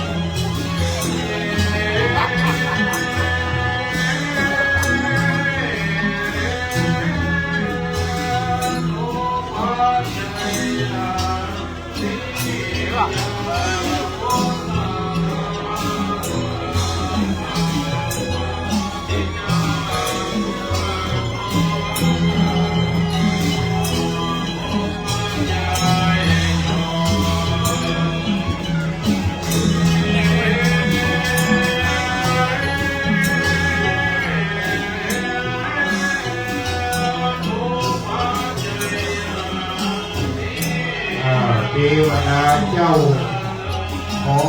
เทวดาได้กราบไปติดลงมาจากสวรรค์ยักษ์ฟ้าที่มาทำบัดนี้เทวดาเจ้าเสด็จลงจากฟ้าฟ้าที่มาทำเอาไปติดลูกแต่เมืองสวรรค์มันลุกไปลงมือเลิกสร้างทรงสกัดกันมาข้าวเทวดาเจ้าก็ยกยอมลงมาเทวดาเสด็จย้ายที่ติดลงสวรรค์มาเอาไปติดลูกแต่สวรรค์เลิกสร้างทรงสกัดนับปัจนี้สาธุสาธุสาธุปรากฏข้างหน้าที่นั่งลงพี่น้องใจข้างหน้าที่ย่อลงย่อลงปรากฏหน้าจะมีนามสอยสายันพระครูพระปัญญาพิโกลเพื่อแสดงความเคารพในสถานนั่งลงเลยข้างหน้าที่นั่งลง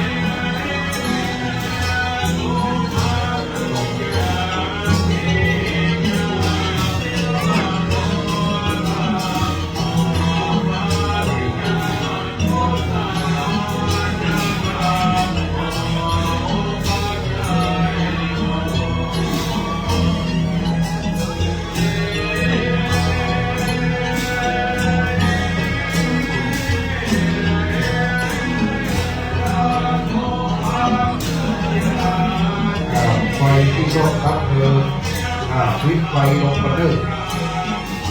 ประกอบไฟวิทย์ไฟลูกหลอดไป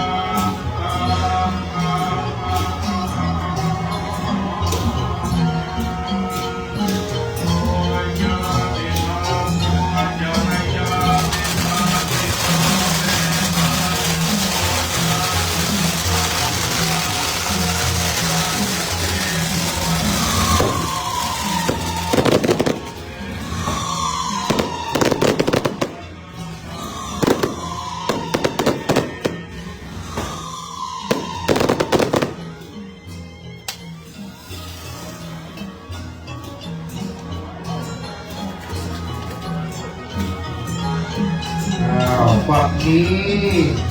บอกไฟน้ำตกในวัดยาลงมาแล้วดูกองแห้วสำราญดังทิพยะที่มาเขียนห้องบัดนี้บอกไฟน้ำตกยาดังชันอโนดาบอกไฟน้ำตกยาลงมาแล้วดวงวิญญาณหลวงพ่อขึ้นสู่ป่าไม้หิมพานต์แดนมหัศจรรย์ในสวรรค์ดอกไฟน้ำตกยางามพิราบใสเย็นดังแก้วก็มาดูของแห้วสำราญขึ้นสปอร์ตไลท์เลยขึ้นสปอร์ตไลท์เลยไฟล่วงขึ้นบนกันเลยโตขึ้นเลยเจ้าหน้าที่รถดับเพลิงสตาร์ทเครื่องแห้งๆรอไว้รอสัญญาณมูเอกต้องมาส่งไฟเน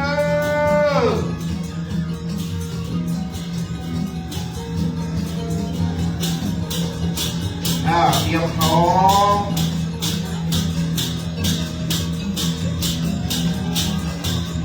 ส่งไฟขึ้นเลย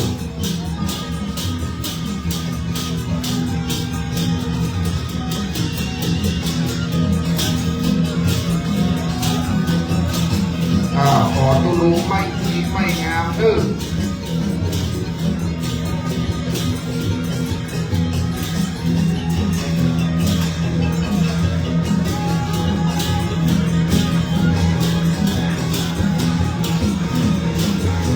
ตู้นานบอกไฟเขาด่วน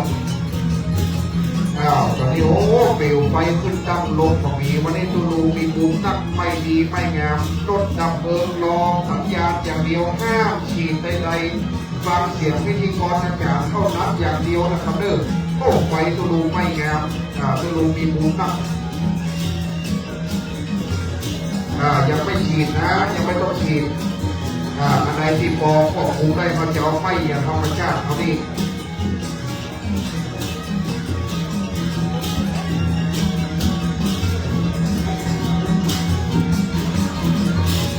สนาเกิดจากเก็บเสาโอ้ไม่งามไปยังฟังเชื่อได้อยู่การพัดไฟรถกำลังตกการพัดไฟมันต้องมีหาฉีดน้ำตั้งขึ้นตรงๆหัวไฟหัวมันตั้งขึ้นเลยการพัดไฟมันต้องมีหาการพัดไฟมันต้องมีหารถประเภทฉีดที่ขาที่ขาตุ้มฉีดที่ขาตะกุ่มขาข้างหน้าฉีดขึ้นไปฉีดที่ขาตะกุ่มเลี้ยงฉีดลงไปให้มันดับเลยฉีดที่ขาไว้เลยขาปีกนกกับโบนี่ที่ปีกนกตั้งเข้าไปที่ปีกนกตั้งเข้าไปที่ปีกนกโอเคพอกันครับผมเป็นระยะพอกันไม่ใช่อยู่พอกันเดินน้ำพัดไฟมันกำลังตกฉีดน้ำเป็นมากตั้งขึ้นสูงกันไปทางที่หาตั้งขึ้นเลยรับการปล่อยเลือดห้ามฉีดอากาศนะครับการพัดไฟมันทำให้หาอย่างเดียวฉีดน้ำตั้งขึ้นเป็นหน้าตั้งขึ้นการปัดไฟไปทางที่หาหัวไฟนี้มันมีเพี้ยนการพัดไฟไปตะวันตกลงไปตะวันตกไปทางที่หาการไฟเลือด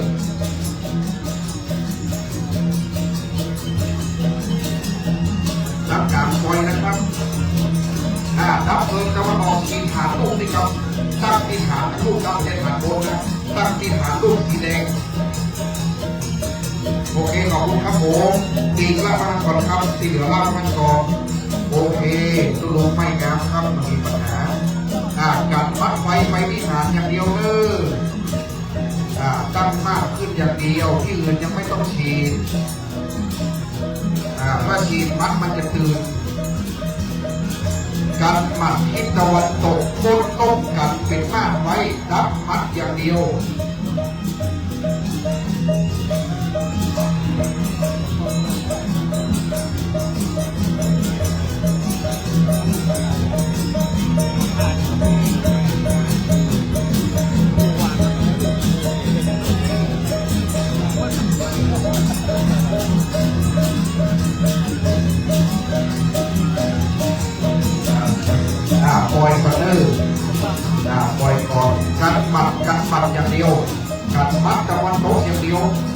โอเคละ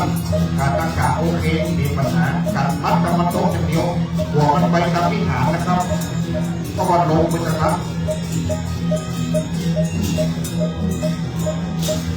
ดับเพลิงอยู่ตะวันตกยุบกับมันจะปิดไปเกิดไฟตะวันตกก่อน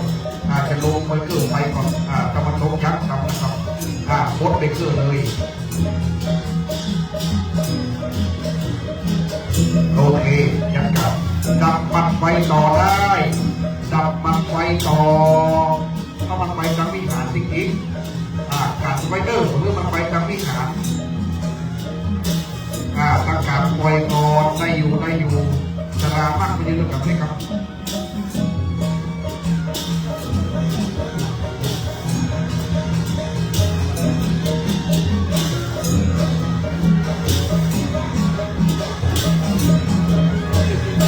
ปล่อยก่อน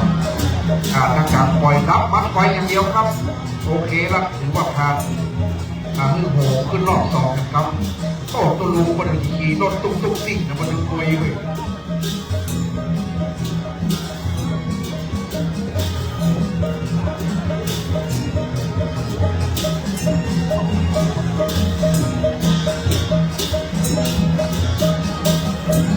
ดับมัดลงไปตะวันตกกันวิหารไว้อย่างเดียวกันวิหารไว้อย่างเดียวมัดมันใหญ่ห้องลงเองหน่อยกันวิหารไว้โอ้โหสนามไฟแก้มดหัวไปหัวมาแล้วก็ได้นะลบไปจี้เลย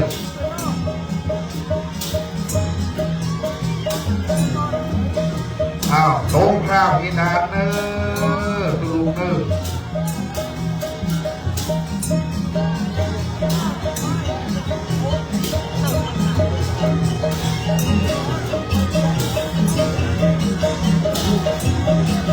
กัดมัดโอ้มัดตื่นกัดมัดกัดมัดไปกับคนโอเคเอาละครับ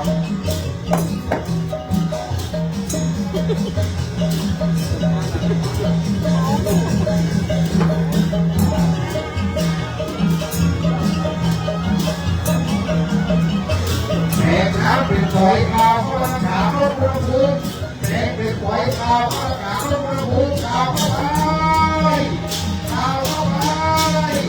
ลดอุณหภูมิข่าวเข้าไ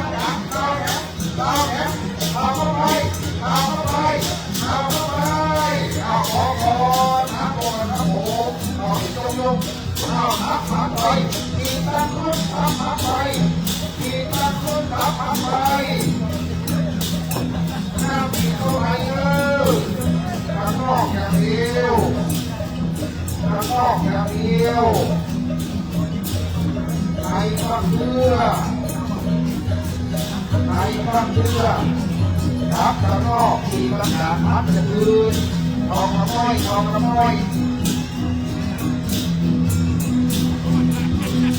วให้ครับตั้งเท่าไหร่ข่าวเท่าไหร่ก็มูลภูมิข่าวเท่าไหร่ก็มูลภูมิเห็นครับเห็นน้อยใส่เลยรับมัดไว้ตะวันตกเลยพอมันครับผมพอ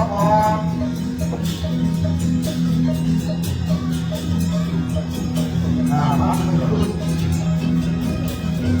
รับมัดอย่างเดียว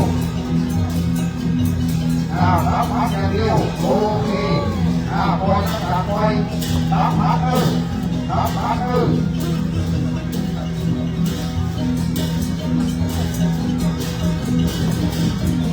การครับเข้าการครับควบคุมระบบโอเคพอครับผมเราต้องไม่โอเคละรับมาเดี๋ยวเรามารับมาลองกระโปรงเลยก่อนถ้ามีอาดูโปรแกรมที่ไม่รับ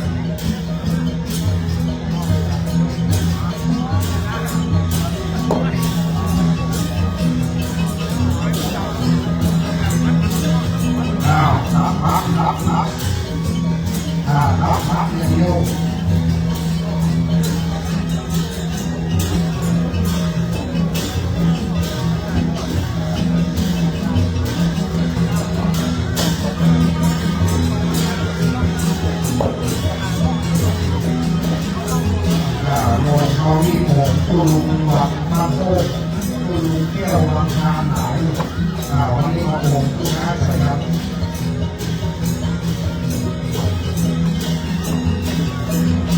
เรามาโทรค้ามาใหม่เลย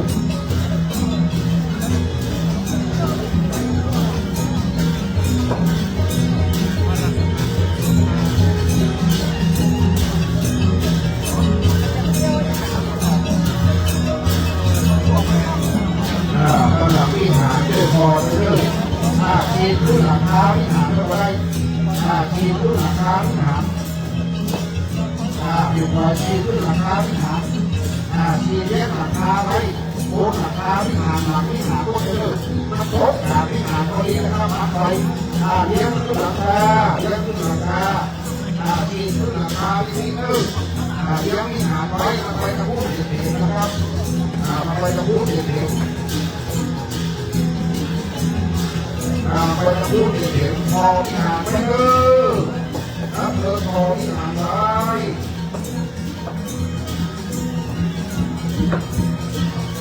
พอวิหารไว้เลี้ยงหลังคาไว้เดินมาเลี้ยงผีนะข้าวขาตัวเรือผูกข้าวขาโอเคพอก่อนข้าวเลี้ยงวิหารกันโยกแข็งมากกันไว้ตั้งเพื่อสูงเป็นมากกันไว้พอวิหารหลังวิหารที่เน้นหลังวิหารโอเคครับผมการไว้ตั้งตรงโอเคละวิหารต่อไปเอาแข่งเป็นมากสูงตั้งไว้ตั้งชื่อไปกระพุ้งเป็นมากชื่อตั้งไว้เลี้ยงหลังคาที่ทิศเลี้ยงหลังคาโหโลกสามเป็นมาดื้อมองมาดื้อ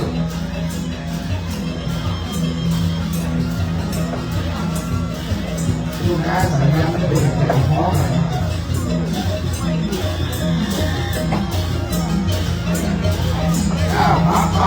รับที่ทิ้งประกาศรับเรื่องไม่ยามโหประกาศแล้วก็ผ่านไปยืนไม่ยามโหประกาศได้ขอแต่มันรับไปยืนรับไปรับที่หาที่แห้งทำเองด้วยต้องไปแต่ต้องออกด้วยรับต้องไปครับต้องออกด้วยรับไปด้วยก็ทำไปนักเงินลงมาทำพบ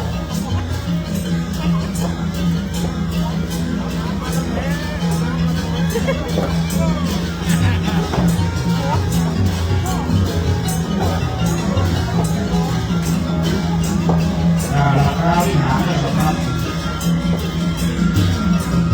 ประกาศออกไปตะวันตกให้ออกไปประกาศออกไปออกไปนิมิต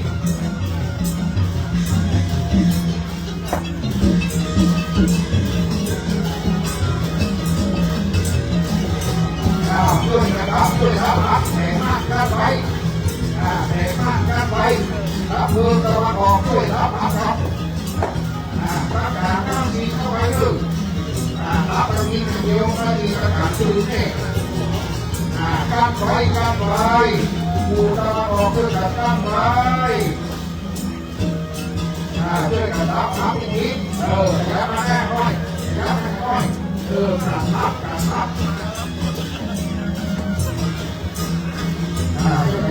ไว้ครับ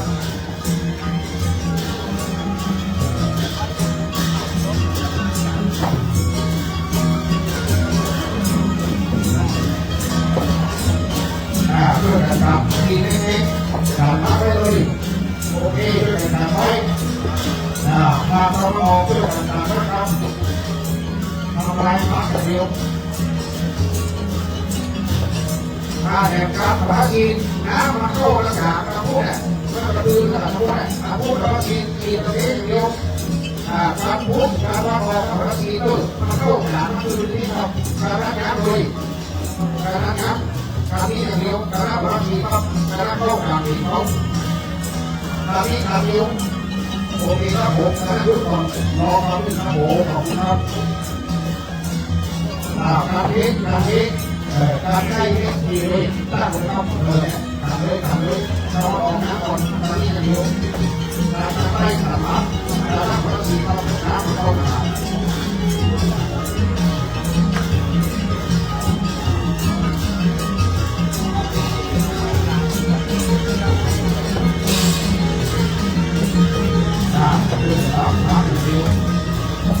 รับทำเอง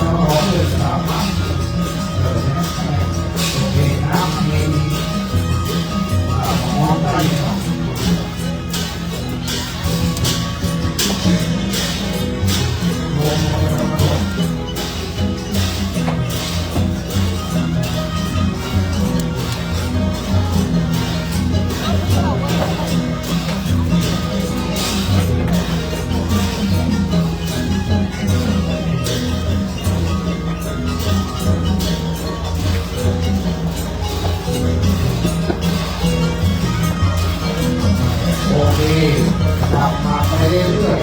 ๆการการไม่ต้องยิงมอสแค่มันถ้ามันมอสดีกว่ามันคือมอสโหดเอาเนาะถ้ามันคือมาได้ที่ไหนในตู้เหมือนเรา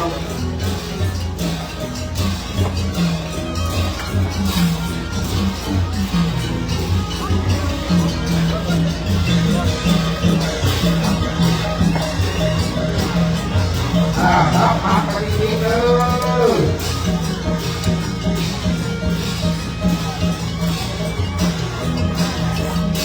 เยี่ยมทำดาวนี่ทำไว้ยอมรับแห่งว่าโยนไหน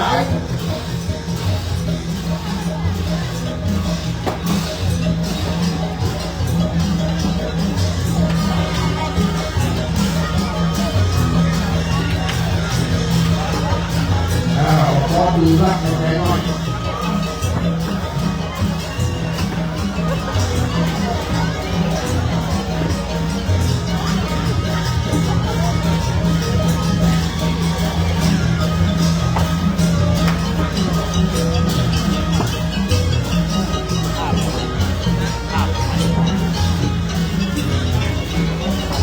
การมักไว้แน่ๆเลย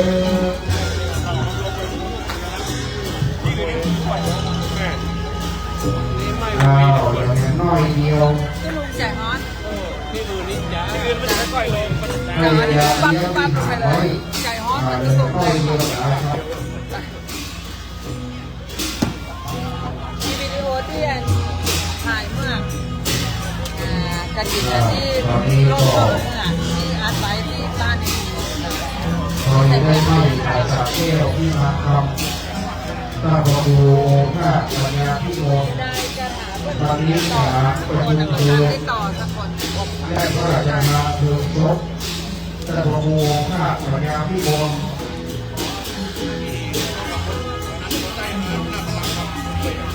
เดี๋ยวเตรียมพร้อมท่านกำนันนัดหมายคนหลวงบ้านตอนนี้ก็กำนันได้นัดหมายคนหลวงบ้านเลิก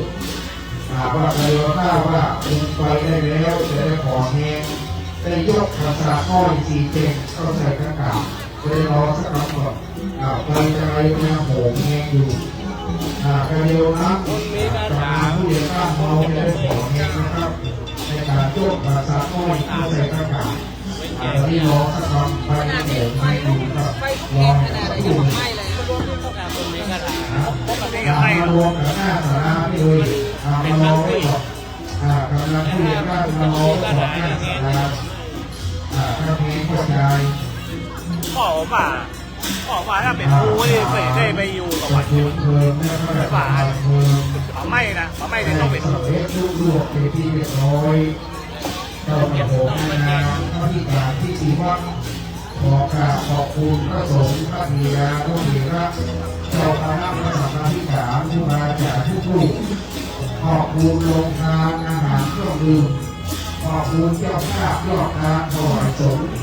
ขอบคุณศรัทธาญาติโยมสาธุชนที่มาร่วมกับในวันนี้แม้จะเดินทางครับขอให้เดินทางกลับโดยสวัสดิภาพเดินทางปลอดภัยรับดีฝันดีนอนดีมีโชคมีลาภอายุมั่นขวัญยืนวันนี้ขอบคุณท่านนายกเทศมนตรีรองนายกเลขาที่ปรึกษาสมาชิกสภาขอบคุณกำนันผู้ใหญ่บ้านสารวัตรแพทย์ผู้ช่วยขอบคุณคณะกรรมการวัดสภาวัดอรุณโชติกรามขอบคุณพระเจ้าพระสงฆ์วงศ์เดชขอบคุณทีมงานเพื่อเสียผู้เมฆของโรงงานพวกโรงขอบคุณพระเจ้าพระสงฆ์สมาชิกขอบคุณลำปางเชียงใหม่แม่ฮ่องสอนระยองเชียงรายแก้หน้าได้มาพบด้วยกันพบพระเจ้าพระสงฆ์ที่มาจากเจ้าภาพทีมงานโรงงานทุกโรงสถานทุกท่านขอบคุณทีมงานสลาประสาทสลาบ้านสลาบอกไฟทีมสลาแท้ทุกพิเศษเขาแล้วก็ทีมงานสัพพาเราได้ช่วยกันพักพอแกงมาพอมันเข้าไปยกประชาไว้ก็ใส่ได้ยกเลยระมัดระวังเจอในข้าวของร้านน้ำทีน้ำพอบอลน้ำพอยกประชาไว้ก็ใส่กระจายระมัดระวังที่สุดอย่าให้เกิดอันตรายนะอย่าให้เกิดอันตรายขอแย้งพี่น้องใส่เข้าใจมาเลยยกประชาไว้ก็ใส่ขอให้ระมัดระวังที่สุดเลยขอให้เกิดอันตรายก็พบว่าแข็งให้มากแท้ๆนะครับยกเข้าไปไปเลยยกลงนะขอระวังเลยไม่เกิดอันตรายนะครับนอนไม่ได้ก็นอนไม่ได้นอนมีให้เขาเข้าเด็กๆไม่ต้องเข้าไปอันตรายมากระวังหน้าเข้า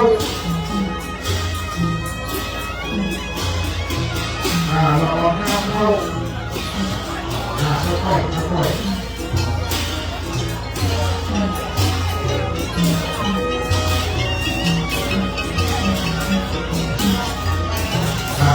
ระวังไฟเด้อหอมนะ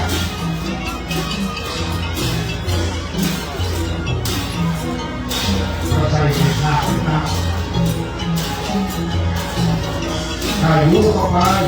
ระวังไฟด้วยต้องปลอดภัยอย่างเดียวนะห้ามประมาทค่อยๆยุเข้าไปโอเคแล้วเดี๋ยวมีลูกแล้วโอเคได้ดึงหลังโอเคแล้วครับอันตรายมาไปหลังดึงยุใส่เข้าไปยุใส่เข้าไปนักน้อยสลาดมากรอบนี้เขาแน่นหนาเป็นพิเศษแน่นหนาเป็นพิเศษกระพุ้งค่อยๆยุเข้าไปยุไปยุหลังที่นอนอะไรต่อให้ก็เอาผ่านยุมาน้อยเอาอะไรภาษาหนักเทียบปากกระบาดพุกภาษาหนักพุกนะที่มีกระเบนก็ใส่เลยภาษามีกระเบนของพลังชุดที่น้องใจก็หลายน้อยพวกเราหลายพวกเราไม่ได้หลาย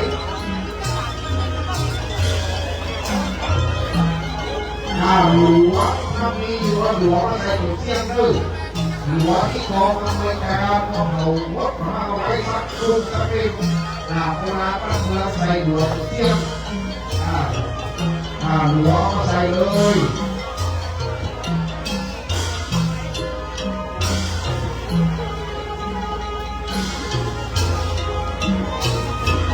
อายุมาหน่อย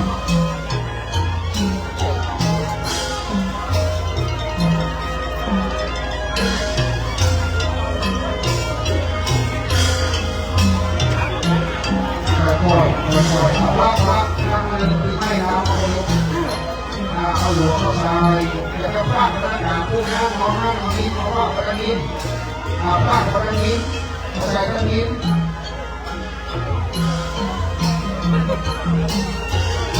ใส่กระดิ่ง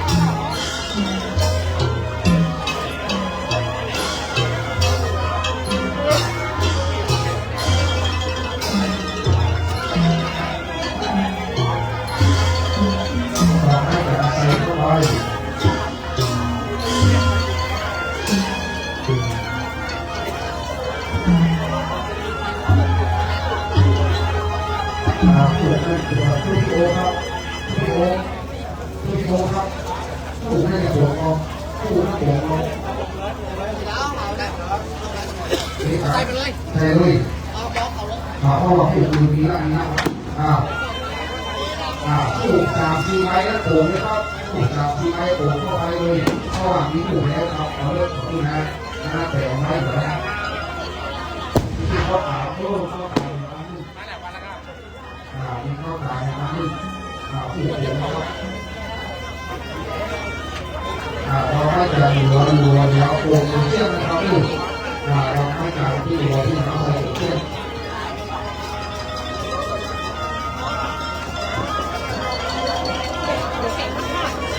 ต้องขอโมนี่ที3เอาเดี๋ยวไปที่เจ้าที3อยู่ที่งานต้องขอโมนี่ผู้สามารถแก้วโอ้มีมาแก้วขาดยากเลยโอ้มาโอ้เลยได้ทำเลยครับได้พวกทีนี้มือละขอฝากอันนี้มาแก้วพวกทีนักแสดงมาแก้วโบนะครับ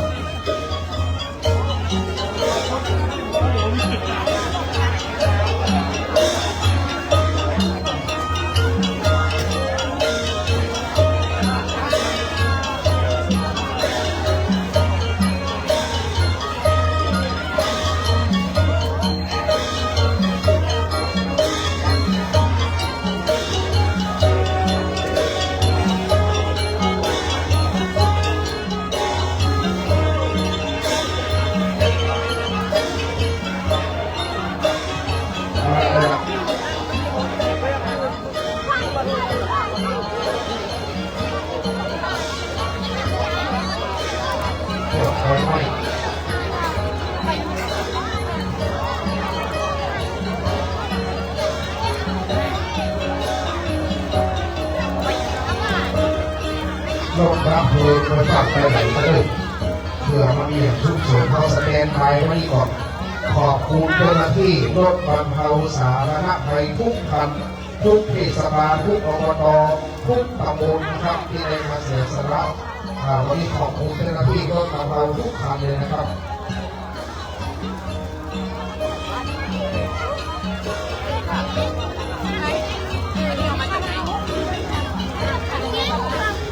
เอาไปเลยเอาไปเลย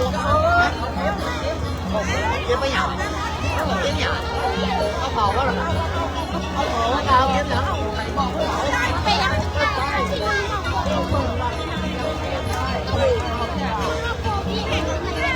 อยู่ว่าผมเลย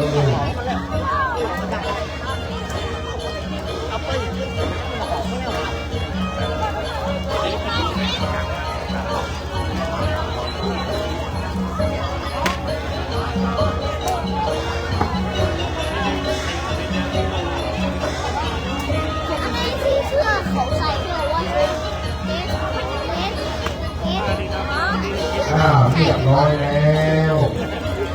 ทุกอย่างปลอดภัยสมบูรณ์แบบตั้งแต่เจ้ามีปลายมีค่ำขอบคุณทีมงานทุกทีมงาน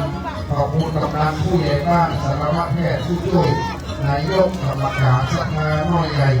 โรงงานทุกโรงก๋วยเตี๋ยวสัตว์ต้องใส่ใต้เครื่องอยู่บอกมีบอกถ้ามีเด็กเดินสภาไปข้ามหรือเขาปิดบ้านใด ขอบคุณทีมงานด้วยสภาเดินทางกลับโดยสวัสดิภาพโรงพยาบาลทุกโรงขอบคุณทุกท่านที่มาละมาฟังมาละมาดูกันมาช่วยของเรานี่นะครับโอ้เดี๋ยวผมแล้วขอบคุณโรงงานโอ้โดยข้อสายใต้วันนี้เดินทางโดยสวัสดิภาพก้อยออกไปคนมานักแบ่งแต่ไปโรครักโรคหลายให้ร้อยแต่ออกไปวันนี้เดินทางกลับโดยสวัสดิภาพขอบคุณในน้ำใจพี่น้องศรัทธาที่ได้มาจะมาร่วมเป็นเจ้าภาพเจ้าการเจ้าภาพโรงงานร่วมพิธีการจนแล้วเสร็จ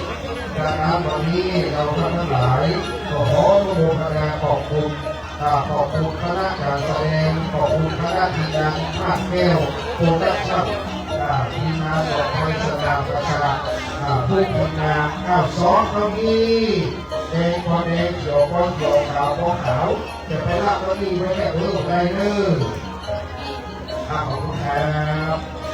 น้องโอ๊ตน้องโอ๊ตมาแล้วขอบคุณทุกท่านนะครับ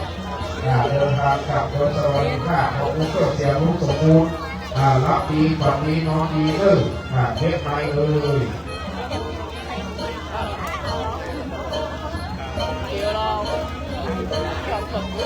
ต้องฟ้าแห่ไปที่ทิศประมาณตี 3เราได้หรอกอยู่ด้วยกันนี่นะกู้มาไปเนี่ยหมดดี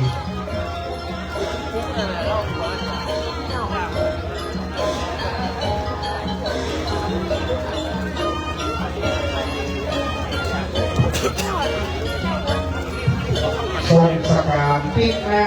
เดี๋ยวไม่ดันผมพระครูสุมงคลรับวัดหลวงพกหลวงสนาประสาทหงสนามากผมพระเจ้าคุณพระพุทธบาทพิทักษ์วัดพระพุทธบาทตากข้าวังเวรุคามปัสสางวันที่25ผมพระเจ้าคุณบุญคำวัดบุญเกิดวันที่24นะครับ24 มกราคมผมพระเจ้าคุณวัดบุญเกิด25ผมพระเจ้าคุณวัดพระบาทตากข้าและวัดหลวงพกหลวงพระครูสุมงคลรับไปพบกันนะครับของวัดศรีมงคลทางของเลิกออกไป22ผมวัดบ้านเราพระเจ้าไข่เขียว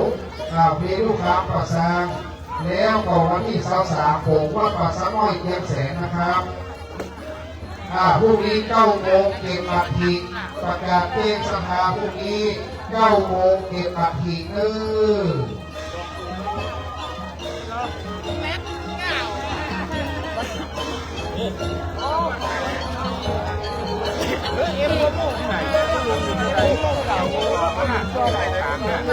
สลามักเพชรคุณพาจังหวัดตาก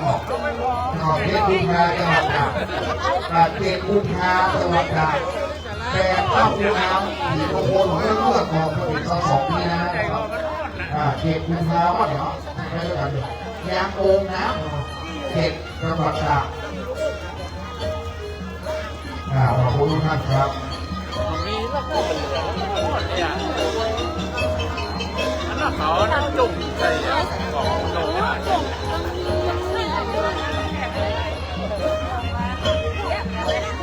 เขาก็พูดยี่ห้อจะดีไปดีหนาว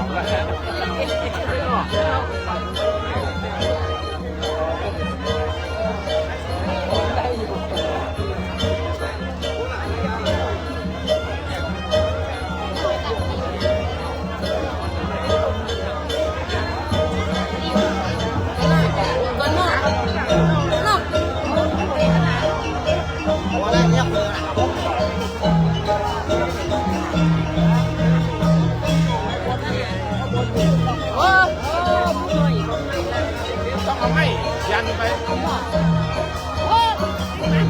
วิ่งมา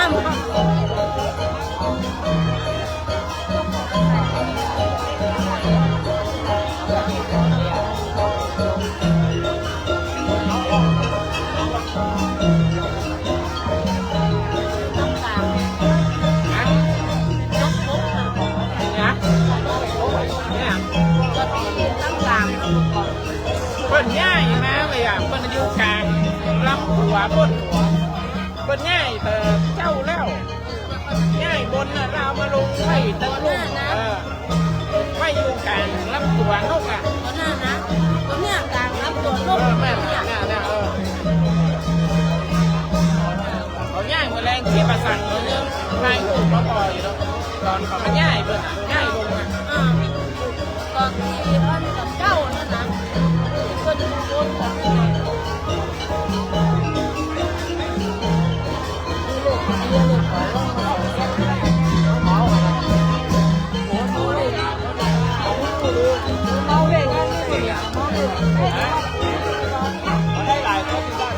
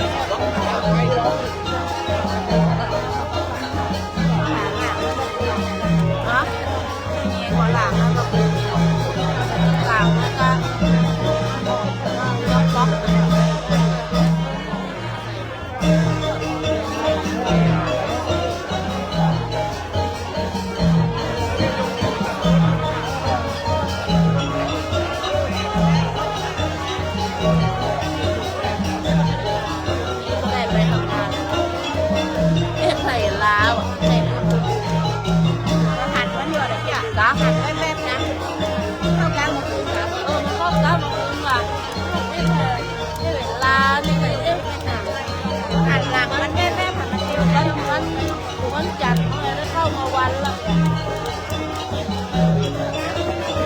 ใส่เสื้อดำมาเห็นไหมล้างหลังให้เย็บกันนี่นะ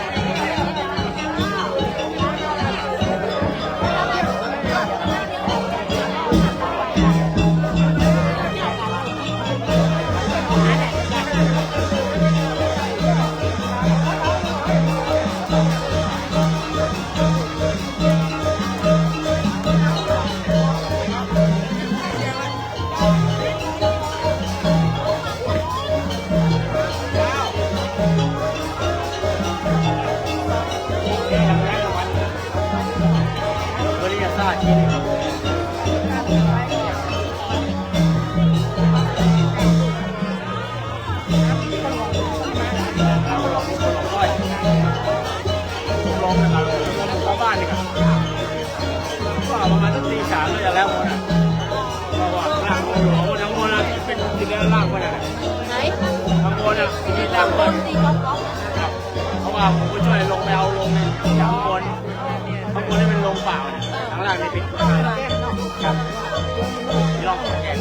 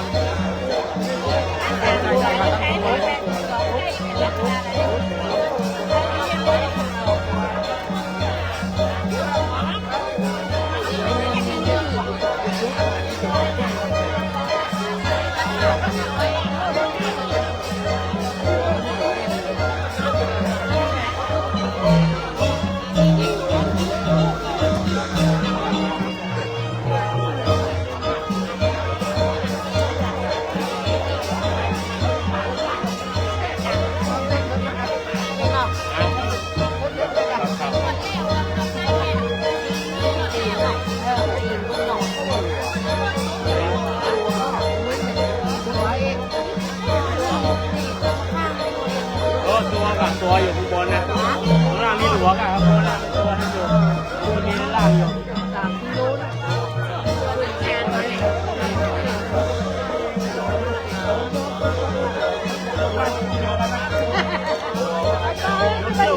หมอเป็นก่อนที่ตามหมายที่ได้นะ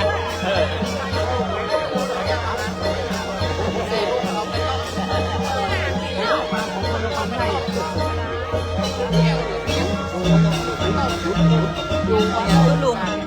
บอกว่าคนหนัก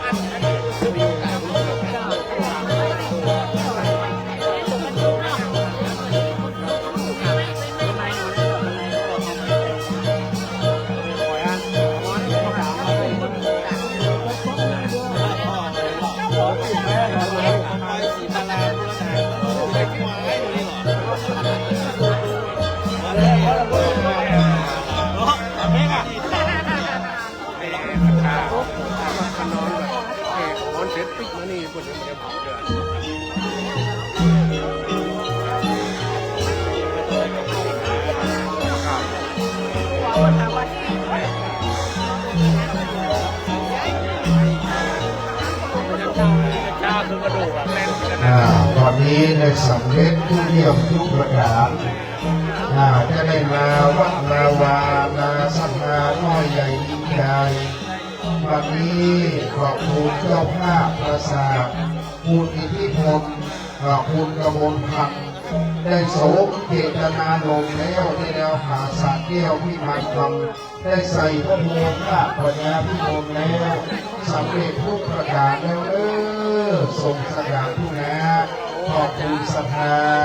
ขอบคุณทุกท่าน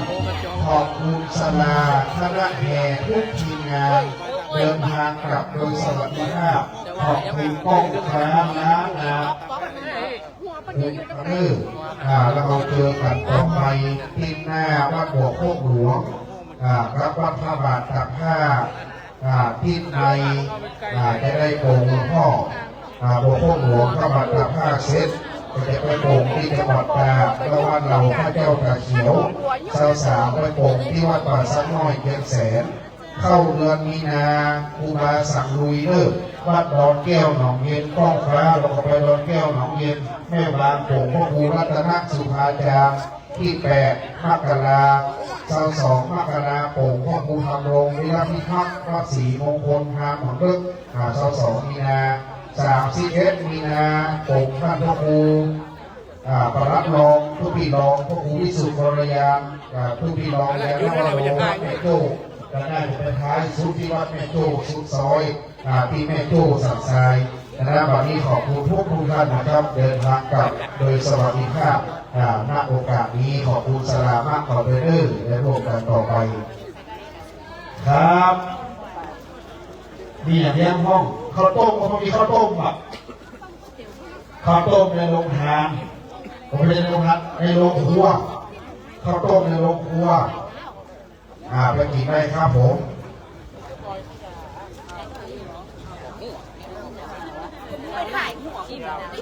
พอ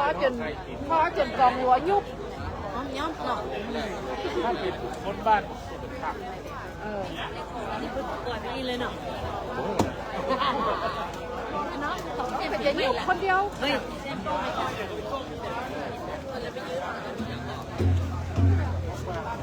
บ้านอะไรเพื่อนบ้านติว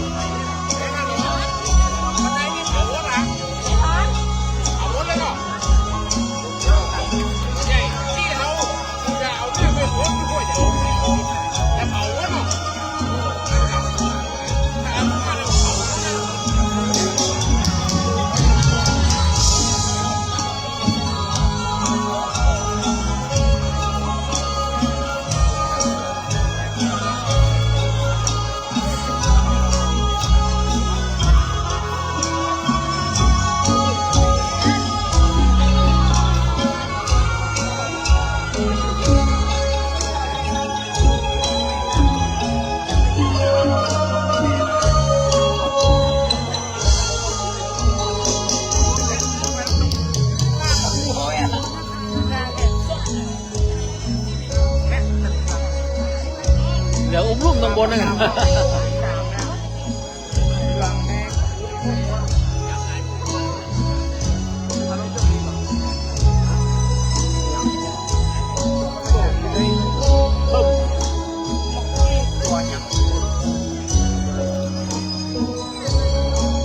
เอาละครับจังหวะนี้ช่างภาพนะครับก็กำลังสมศักดิ์แก้วแปรนะครับอดีตนายกรัฐมนตรี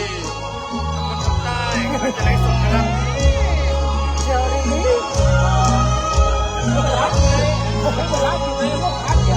มาได้เดี๋ยวคนว่าข้าขาดเกินตัวผู้เคยผ่านละอายอย่ามองมันก่อนนะ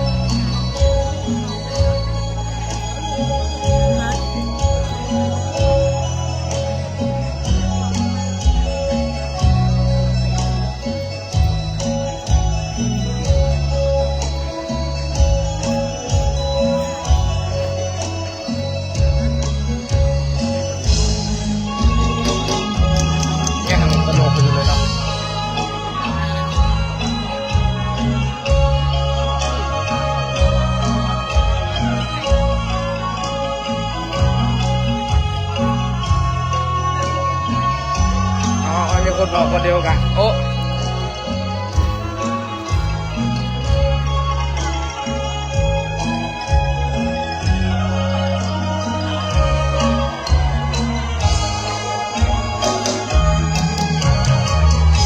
เป็นไงครับคุณบอกครับประยุทธ์ได้คนดูนัก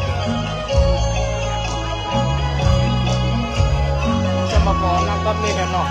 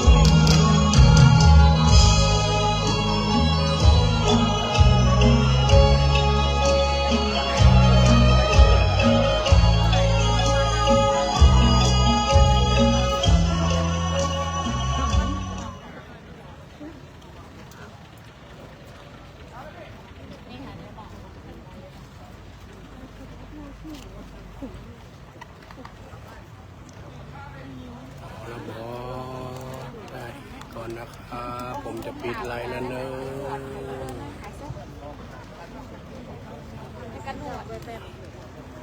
ว่าจะไม่ก็คงดึกดื่นกลางคืนบ่ละครับ จะขอปิดไลน์ก่อนแล้ว ดีกว่าโบเราบอกแม่แล้วถึงเตอร์อีกก็ขาพีนี่เหมือนกันขายอย่างน่ารักกับได้ดูก็ดีเมื่อนั้นแบบมีเทปหน่อย ราตรีสวัสดิ์